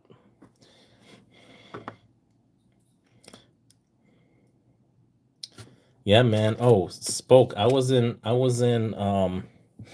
Las Vegas about a month ago. The guy actually had two of these. I know I should have bought the other one, right? But I'm actually gonna send this over to Peter J because he doesn't have this. So yeah. Yeah, it's crazy, man. I don't know, it's crazy what's going on right now with the market. I mean, I think it's definitely a buyer's market right now, right? Yeah, they're afraid. They're afraid because they've seen a pattern over the last couple months where it's gone up and then it's gone down, right? So they're afraid. So they're like, okay, we bought this at 70, and the spot price is 85 now. Let's just sell it $2, $3 back a spot. We're still making money. We're still in the green, even if we sell it for under melt right now. There has to be an oversupply. People are not buying silver right now, probably. That's probably what's going on. All the people with their fucking Comex, 1,000-ounce Comex bars have been paid for the most part, right? And now there's a fucking oversupply. There's a glut. It's a supply. Basically the supply caught up with the demand, right? Because they were melting down ASEs for Comex bars. They wanted that 3/9 fine plus silver, right? So they didn't give a shit. They were melting down ASEs. This is premium silver, guys, that they were melting down. That's how much they needed the fucking Comex bars. And now they don't need to be producing so many Comex bars, and they got all this glut of silver. And now they're not taking 90% or 92.5% silver because they just have too much silver. They have too much 3/9 fine silver now, the refiners. Before they weren't taking it because the time and the cost of refining it to 3/9 fine, it took too long and it was too expensive. But now they don't want it because they have too much 3/9 fine. So, it's crazy. So if the fucking refiner's paying them $15 under spot, if they sell it for, let's say, even $5 under spot, you know they're still making money. If they bought it, let's say at $70 an ounce and it's $85 an ounce, they sell it for $80, they're still making money. I don't even know why the fuck you two OC and Silver Bar Stacker even got into being bullion dealers, man. Well, with SBS at least, it's vintage and he could charge a premium on it. But OC, man, you gotta be fucking crazy, man, with these fucking fluctuations in price on a daily basis, man. You gotta buy low and sell high, man. I'm telling you. Even if you take a small 2 or 3% profit, man, you gotta flip it, man, because you don't want to hold on to your inventory too long. You gotta keep flipping your inventory to make that money, man. Doesn't matter if you make 1% profit even. You just gotta get rid of it, man, because these prices are crazy lately.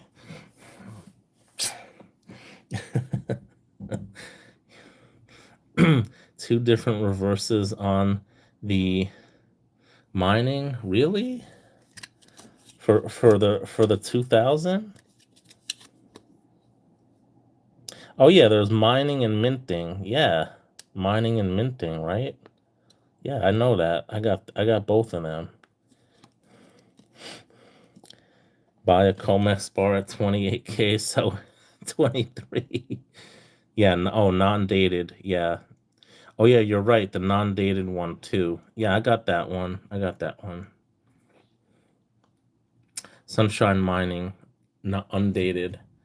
Yep, I think I bought it from SBS. I'm pretty sure I did.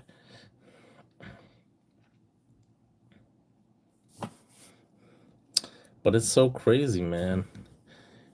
You're also buying ASEs below spot? Damn, man. That's really bad, OC. if you're buying if you're buying ASEs under spot, that's pretty bad. Yeah, I've heard people recently say they could get it at spot, like in paired eagles at spot. So that's, yeah. Smart dealers move quick, and I usually have buyers that understand what a deal is and just pull the trigger. Yeah, exactly.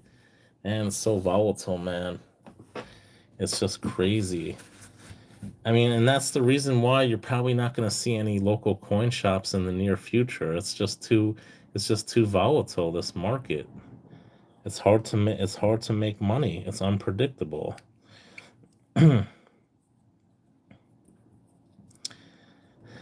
If anyone knows, you would know SBS, but I mean, that's kind of it's kind of a little more stable vintage silver for that reason, because I think for a lot of vintage silver there's inherently going to be a built-in premium for that. People are going to inherently want to pay more money for vintage because they realize that it's not being made anymore, and that every day more and more of these vintage bars are being melted down, and so they're becoming rarer and rarer every single day. Whereas if you get a fucking ASC, the U.S. Mint is going to be producing 35 million ASCs a year. There's not going to be a shortage on a. Yeah, there's a shortage, supply shortage, but physical production, there's like hundreds of millions of ASCs. You know, how many homestake mining bars from 1978 are still left? Maybe 1,500 or less. So, you know, you got to look at the rarity. People are willing to pay more money for something that's rare, or collectible.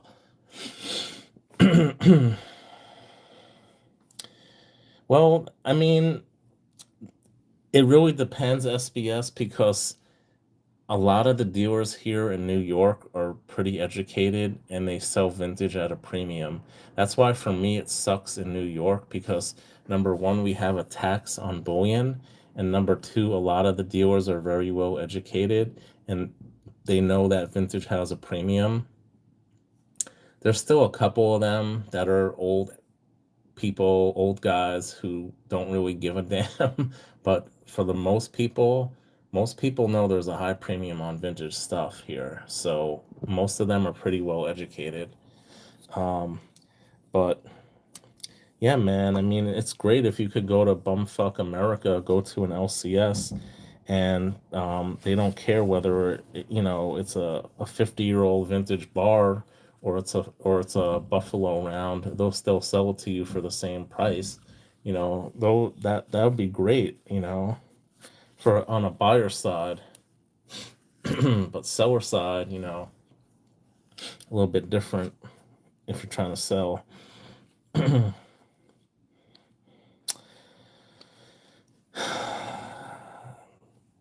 Telling you, SBS, man. That's what to your detriment. You know how many refiners were based out of California? There's so many refiners based on the West Coast, man. That's where you're in fucking California, man. Where the fuck you think all the gold comes from? Where do you think most of the gold comes from in this country? Aside from Alaska, now it comes from Alaska. But 100 years ago, where do you think most of the gold came from in this country?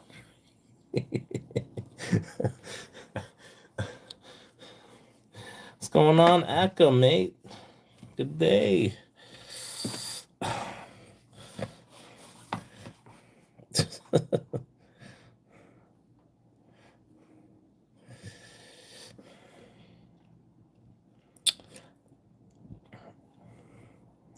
I was talking, Akka. I was mentioning about that Mexican silver round I sent you. Remember, 1984. It's like Viva Mexico or something like that.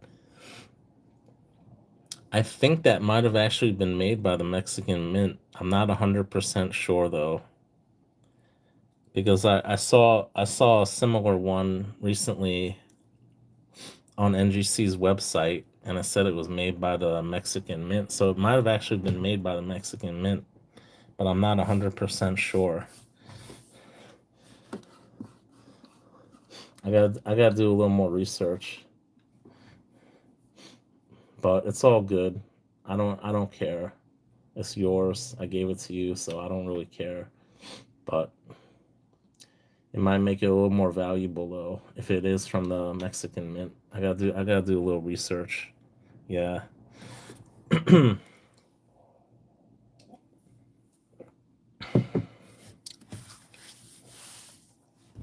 What's going on with you, mate? How you been since coming back from your vacation? Been buying anything?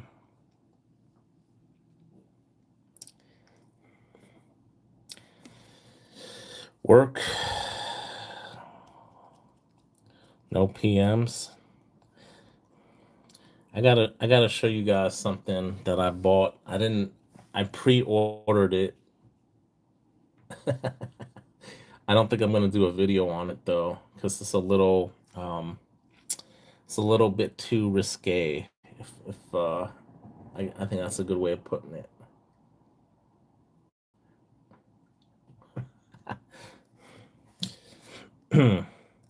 26 ounces, nice, nice, nice, nice. Yeah, I know you don't like to talk about it now because Big Brother in Australia is watching. Who knows that? That's who. We all miss SBS. We all miss him.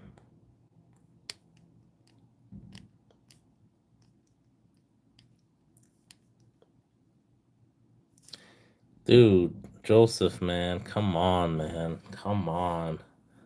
Don't make everything about politics. Who knows that? Who knows that's who? Who knows? Who knows? who is who knows? Yeah, we definitely miss SBS selling on Whatnot, man. I don't even go on Whatnot. I barely go on Whatnot anymore. The only reason I was going on what mostly for SBS, man. I hardly ever go on Whatnot. I've been going on Whatnot a little bit more lately though. Someone today had a what the hell was it? Oh, fuck, what the hell was it? It was a Bunker Hill set, kind of like the one you had. It had like 6 silver rounds. It was like a modern, like from the 80s, whatever. And I just bid it. I bid it up right away. Like I didn't want to spend that much money on it, so I put in a pre-bid of like 350, and then the thing jumped up to like $430. So someone won it for $430, 6 ounces of silver. I think there was like $480 in spot and silver in that thing. You could still get some good deals. Hey Colleen, welcome in. Good to see you. Should be 5 round set. Maybe it was. He had like an extra round he was auctioning off. Maybe it was a 5 ounce.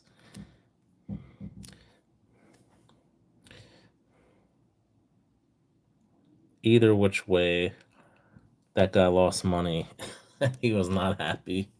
You can get some deals on Whatnot sometimes. My best deal, this guy started. This guy was not too bright. There's maybe like less than 10 people in the room, and it didn't seem like anybody knew what Morgan dollars were. So he started the bid at Buck and Go.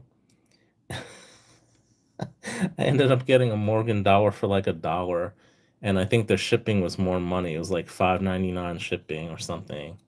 So I paid like $7 for a Morgan dollar, and it was real too. I tested it on my Sigma. It was real, and he was so pissed. He's just like quiet for like a minute. He's like, "Okay, this is why you don't start at a dollar."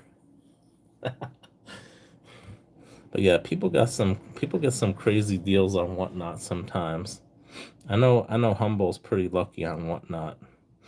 Your husband says there should be an AA for us silver people. Oh yeah, definitely, definitely. It's definitely an addiction.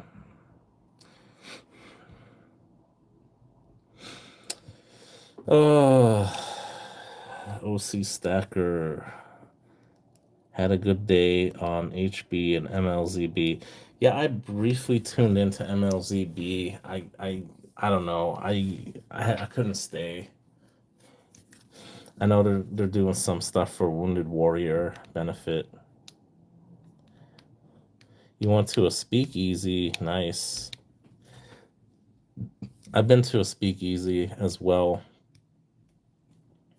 There's one left here in New York City that was actually a real speakeasy during Prohibition. It's an okay club. I went there last year. Whatnot can be brutal for a seller. Yeah, I think you know firsthand, right? Spoke. What'd you do? Like one show on Whatnot? You're making homemade chocolate chip cookies? That sounds delicious, OC. I haven't had homemade chocolate chip cookies since I was probably like 8 years old. Kalilo Libertades. What's going on, man? Get that. Got that proof Libertad. Thanks, brother. I knew you would. Yeah, man. My theme tonight is proof.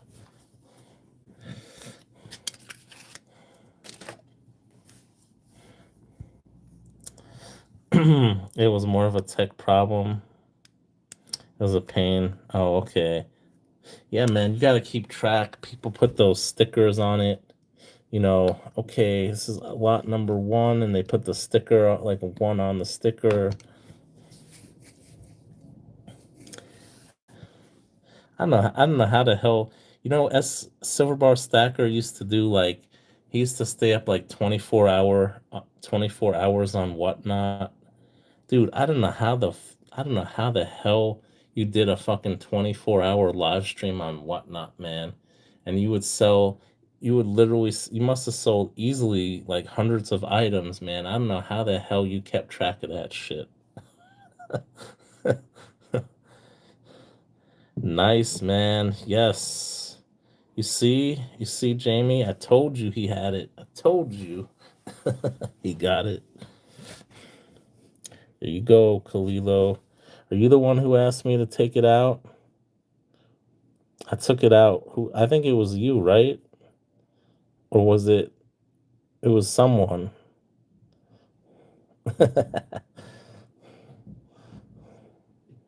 Check it out, man. That is so sick. That reverse proof buffalo, man. I can't wait to see that thing. Damn, man. I'd love to get one of those someday. I just want to be you, buffalo. I don't even have. This is just my only buffalo. Yep. Yep. I remember you mentioned it. Mentioned it last night, I think. 57. No dice, OC. No dice. Unless it's vintage.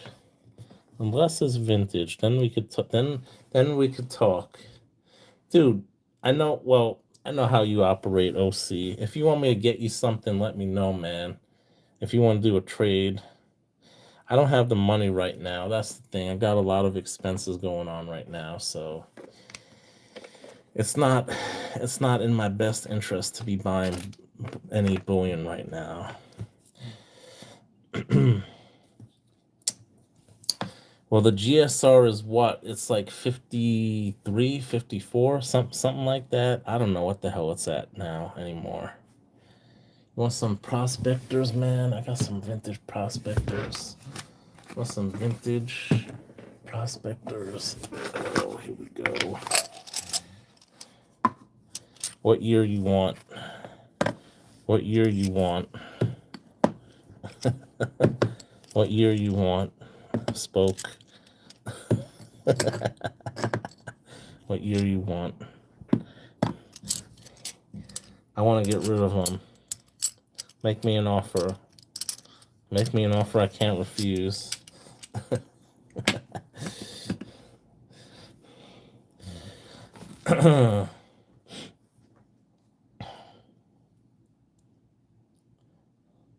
Silver Hustler. Where the hell is he at? That's Silver Hustler? Who knows? Damn, you changed your name. All right, now I know who you are. Silver Hustler. Swap peer to peer. You're on your gold kick now. Yeah, man. Everybody wants the gold now. Everyone wants to get rid of their silver. See, I'm a contrarian. So you want the gold, I want the silver now. I want the vintage silver now. So if you got the vintage silver, I got the vintage gold. Let's do this. Yo, SBS, man, he used to list that shit one by one, and you used to be able to pre-bid. You knew exactly what he was going to auction off. He spent hours updating his list of items. He had hundreds of items for each fucking live auction. I was like, why the hell are you wasting all this time, man? You could just fucking list this shit live. You don't gotta fucking list it in advance. And he's like, no, I want to take my time. I want to do this the right way. I was like, all right.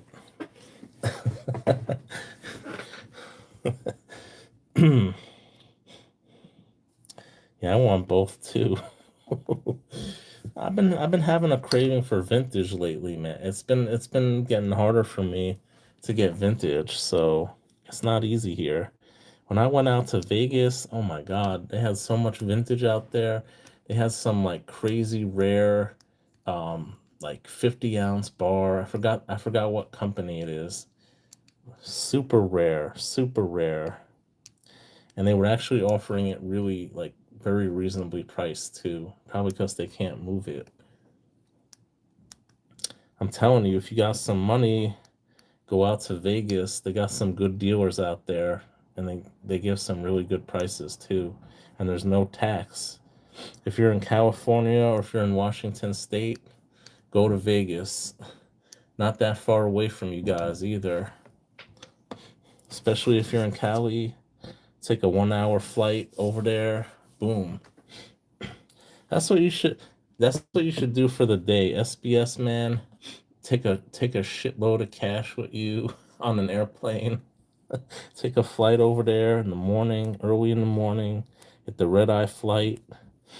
Go over to Vegas. Just hit up the LCSs, man. I'm telling you, there's some deals to be had over there. Oh, Arizona has no. Oh yeah, you're in Arizona. No tax there either. That's great. I know Transient has gone through Arizona to some dealers out there too. PMs for sale, no tax. Yup, yup, yup. Jump on, jump on Spirit Air. Oh man, endless virtual coin show. Yeah, man, I've been kind of leery for PMs for sale. I do have a couple of forums that I go on and I buy stuff. I don't want to name any names, okay? And a lot of the members have been on there for a very long time. Um, I've actually never gotten, thank God, I've never gotten ripped off on one of the sites that I buy from, one of the forums. I've had stuff lost though. I've sent out almost a whole full tube of Libertads that got lost in the mail. And I believe the person. They showed me the box. It was like ripped open. Someone in the post office or whoever stole them. So I don't think it was them, because they were a long time member on that website. Yeah, under 2 grand in Cali. In New York, it's 1,000. It used to be 1,500 in Cali, but they raised it.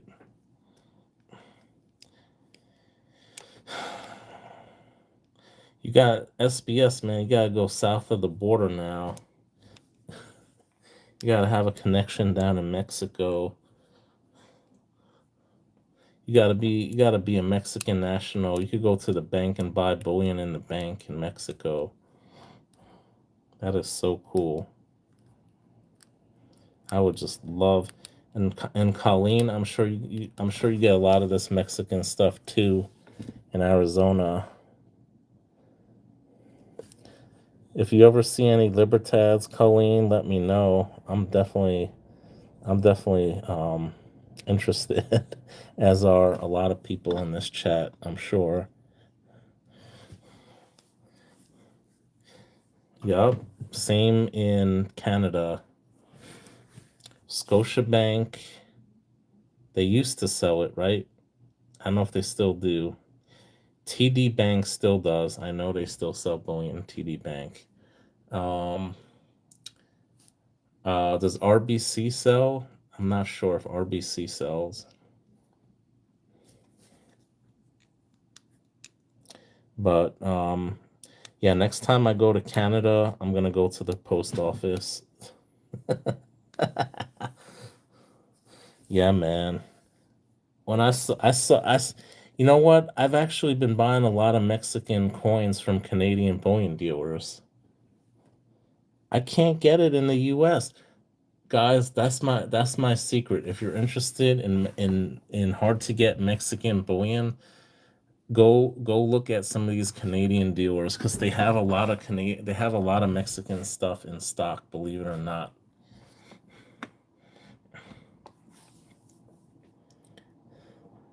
Yeah, yeah, yeah. You just won that one Libertad. Nice.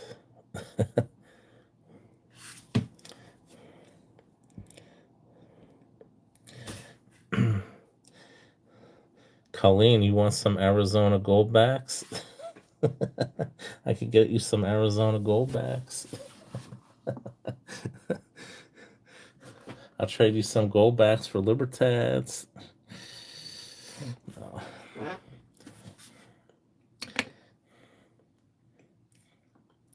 nice.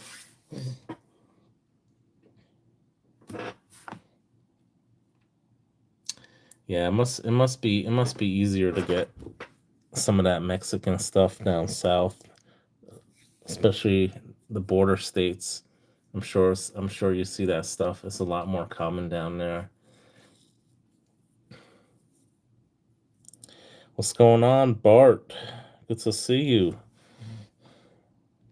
Let me make you a moderator.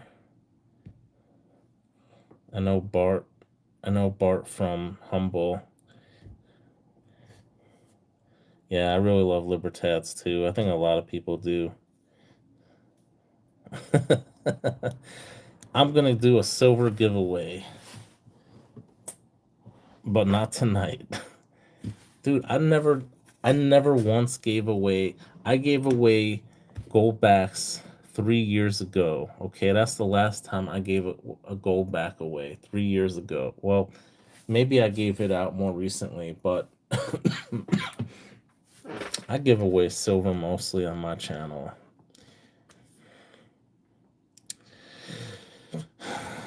Bin Proof Libertad.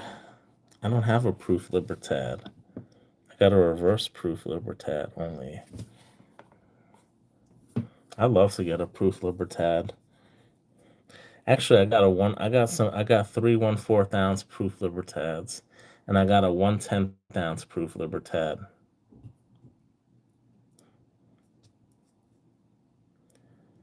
Do I want the whole set? How much is that gonna run me? Like 9 grand or something? That would be awesome. All right, Spoke Man, it's good to see you, man. Keep in touch. Let me know if you see any sunshine stuff, man. I'm always interested in vintage. If you wanna try and make a few bucks, and you can hook me up with some vintage at a good price, I'm always open.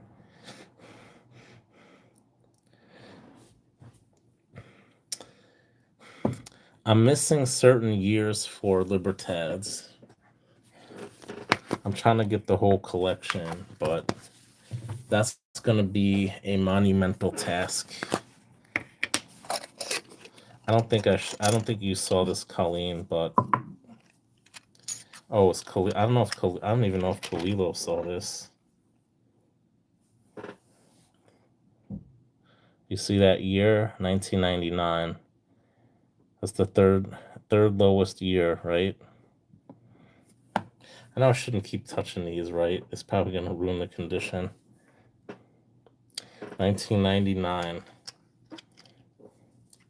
Got 12 of them. 12 1999 Libertads. Third lowest mintage. You go on eBay. Each one of these is selling for minimum $650 for one. Isn't that insane?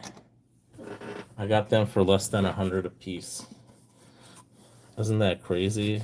That's my best score ever. Easily over $7,000 right there. And I paid less than $1,200 for them. At least $650 an ounce. Yep, they're going for $650 each in MS67 or better. Even in like ungraded, some of them are going for at least like 600, 550, 600. But now, more recently, they're going up. They're going for like 650 now each. Yeah, it's crazy, right? I'm not selling any of them, man. Just think about it. Three years ago, I was buying Libertads for $30 a piece. Okay, now you can't even get a Libertad probably for under $100, right? Maybe you still can, but it's getting very hard to get it for under $100 now. Just imagine in like 20 or 30 years from now, if that thing's worth at least $600 now, just imagine in 30 years how much that thing's going to be worth. So I'm not selling any of them. I'm going to get them graded, and I'm going to put them in storage, and it's going to be sitting in a vault for 30 years until I retire. And then I might sell one or two here or there.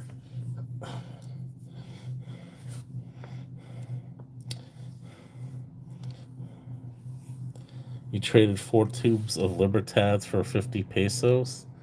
I'd say that's actually not a bad deal. I mean, I think that's pretty fair. If they're just common year Libertads, I think that's not a bad deal you made.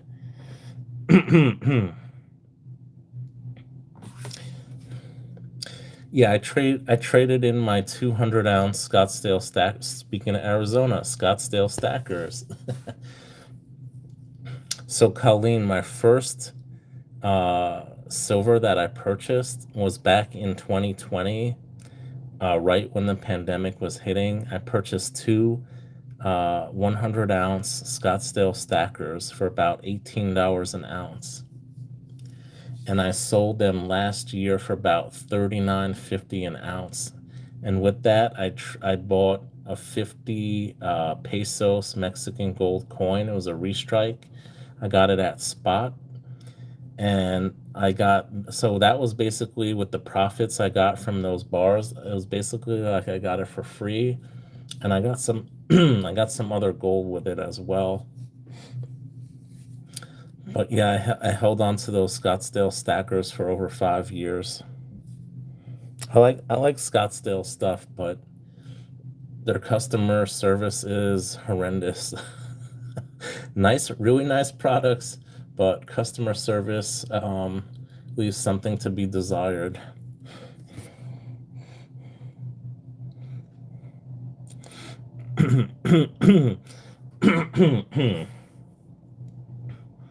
There's a dude on Reddit has a stack of 510-ounce Scottsdale stackers. Yeah, his name is OC Stacker. He's right in this room here.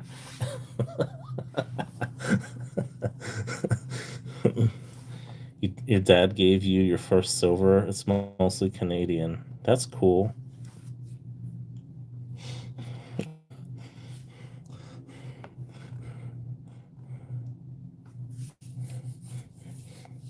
You think I'm joking when I say that too, but I'm not.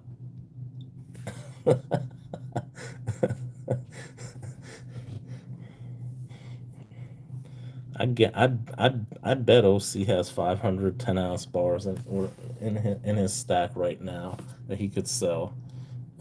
I bet.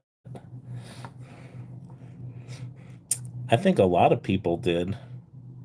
I really like Scottsdale stackers. I kind of want to get the 10-ounce ones, but I mean, I don't know. Silver, it's just so I just can't bring myself to buying modern silver for that much. See, I only like to spend money on vintage right now. I can't picture myself buying a 10-ounce bar for like $850 unless it's vintage. Not that many, you wish. I mean, that dude must be a dealer. There's no way he's not like a serious dealer. He probably got them dirt cheap. He probably had the pockets, or he probably is some investor that made his money back. Now he wants to get rid of them. Your first silver bought around 2017. Used to send it for Christmas presents to cousins. That's nice.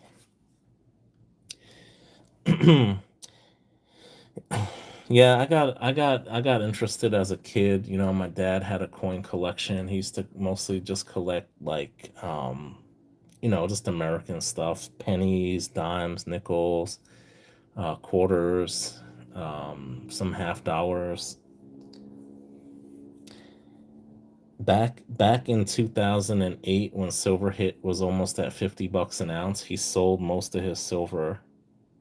He didn't have much left to begin with, but yeah, I mean, I wasn't rich growing up. We couldn't really afford too much. He kind of stopped collecting and stacking when I was born, because I see most of his stuff ends like about the year I was born. So he kind of stopped. I guess he couldn't afford to buy stuff anymore. But my dad told me this story. So back in the 1970s, my dad went into a bank, right? And he was online, and in front of him was an old lady. So the old lady went to the teller, and she pulls out 10 double eagles out of her purse, right? So this was in the 70s. So each one, gold was at what, like 40 something dollars an ounce back then. So, maybe it was worth about $450, let's say, equivalent. But obviously they had even back then they had numismatic value, right? So she pulled them out and she turned them in. She said, "I want to get cash for those." And the tellers were telling her that these are worth more than the face value. And my dad was almost going to go up to her and try to buy them from, but he didn't do it. He probably didn't even have the money himself to buy all of them. But yeah, that's a crazy story that my dad told me. 7 years old in 1970, so now you can do the math. Your four times grandparents had a house in the Bronx. Nice, nice. Yeah, my dad grew up in the Bronx too when he was young. Well, technically, I guess technically I don't know if it's considered Manhattan or the Bronx. I think technically it's considered the Bronx. Yeah. And then things start getting a little dicey there, so they moved to moved to the suburbs. But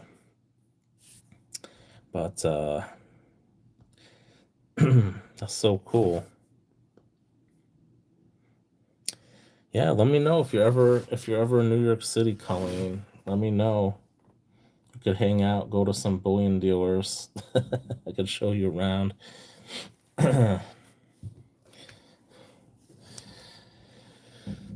But yeah, that's crazy. Back in the day, and I don't know if you guys have seen. Well, a lot of you probably know how I got my first gold coins. So back in 2018, I had a watch and I paid about $3,500 for that watch. And a friend of mine at the time told one of his neighbors that I had this watch and he wanted it. He was an elderly gentleman who was 90 years old, and he actually had some pre 33 gold from when his father worked in a bank in the Chicago area. So the double eagles, he had two. I traded him two double eagles and an eagle for the watch.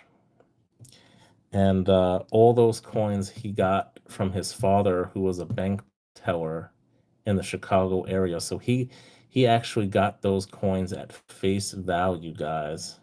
Imagine getting a pre 33 gold coin at face value back in like the 1920s. Isn't that crazy to think that? That's just crazy. So I still got one of those gold. I actually sold two of them, but I still have one of those gold coins. So cool.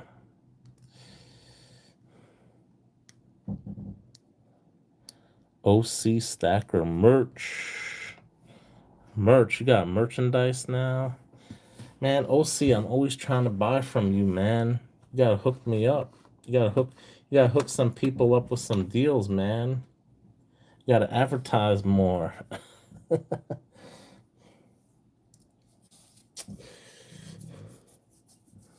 But yeah, it's just crazy that these people, this elderly woman, I'm sure it was her husband's or something, and he probably got it, at face value as well. Or maybe she did. Maybe she got it from someone or someone she knew at face value, I'm sure.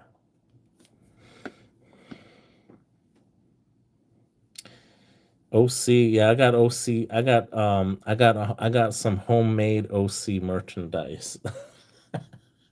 I got some homemade OC merchandise.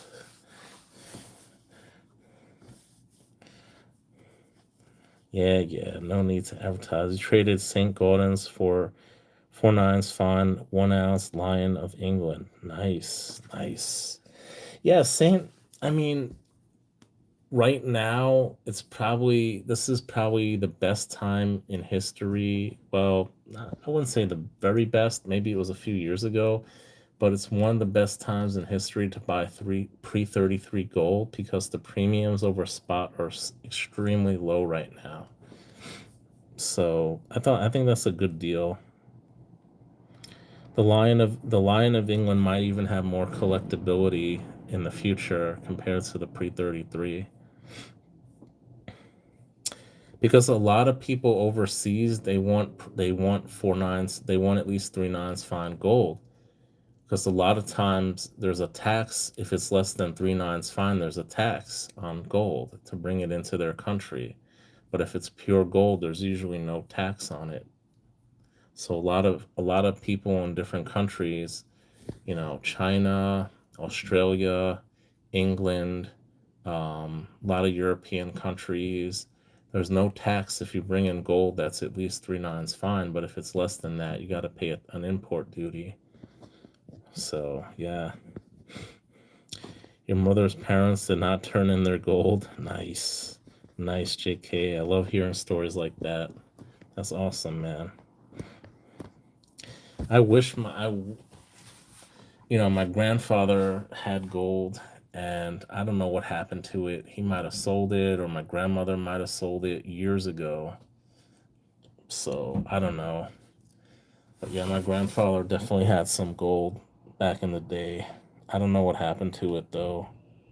I think he probably sold it all, but who knows? The Lion of England is a great coin. Absolutely. It's a beautiful design. Trying to get your friend to start collecting for her son. Yeah. She doesn't realize that this is real money. You know what you do, Colleen? You take out you take out a silver coin, and you take out a dollar bill, and you say, 100 years ago, this can buy you a dinner in a nice restaurant. But now this dollar can't even buy you a candy bar, right? And you say, why is that? Why could this dollar 100 years ago buy you a dinner, but now it can't even buy you a candy bar, right? You talk about inflation. So then you say, 100 years ago, this was worth maybe, how much was silver 100 years ago? Who knows? Let's say it was $1 an ounce, right? So this was $1 an ounce, and now this is worth $85 an ounce, right? How come? Because the price of gold and silver over the last 100 years has only gone up, right? You show her the price of silver and gold over the last 100 years, right? You explain to her how this is real money and this is fake money. This is an inflationary note and this is real money. So I don't know. You could lead a horse to water sometimes, but you can't make it drink, right?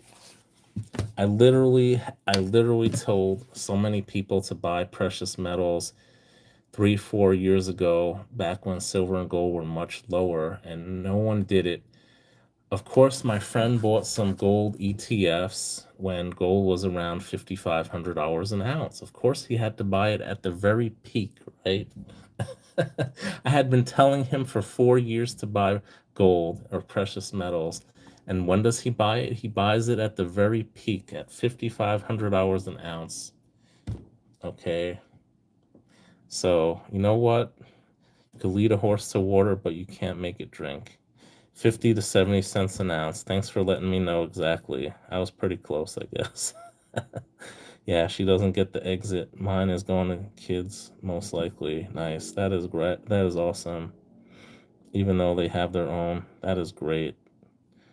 It's generational wealth, You're just passing it down to your kids. I mean, that's great that you're able to do that for your kids. I think that's really great. You're able to protect them in some way, at least. Leave them in a good place when you leave this earth. A good example would be the $20 bill versus $20 St. Gaudens. Yeah, exactly. That's a great example. If you could do that.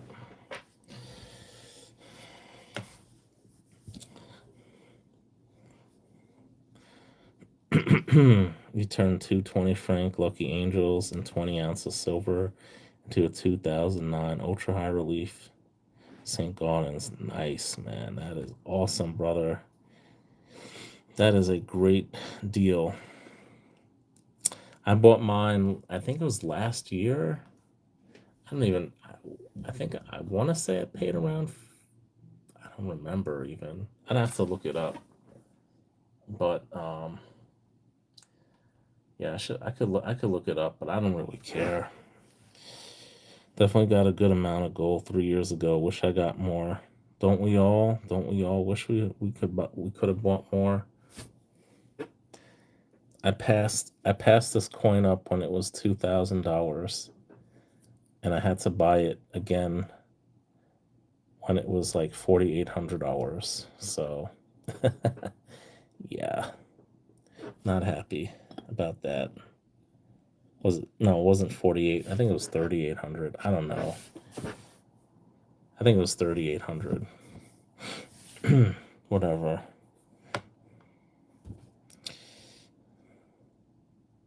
Trade your season hockey tickets.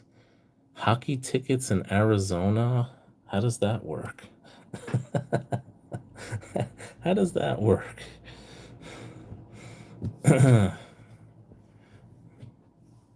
Nice, nice. Yeah, this is the proof one. All right, guys, it's getting really late. It's after 2 a.m. Really? Wow. Okay. Thank you for letting me know. I might have to buy something after this stream. You still doing $2 below melt OC? Let me know, brother. I'll buy a couple 10-ounce bars from you. You still wanna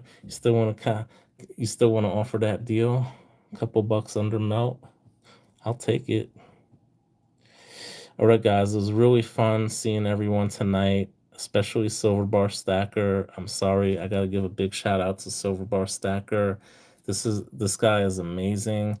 In case you guys don't know, a few years ago, Silver Bar Stacker actually gave me a vintage 5-gram gold bar, guys. Okay, he gave it to me, and he truly has a heart of gold. Okay, he's an awesome guy. If you're not subscribed to him, please go to his channel, check him out. If you're into vintage silver, especially Engelhard, you will not be disappointed. Check out his channel, and that's it. Everyone have a great night. Have a good day. Guys, like I always say, stack that gold. Take care, everyone.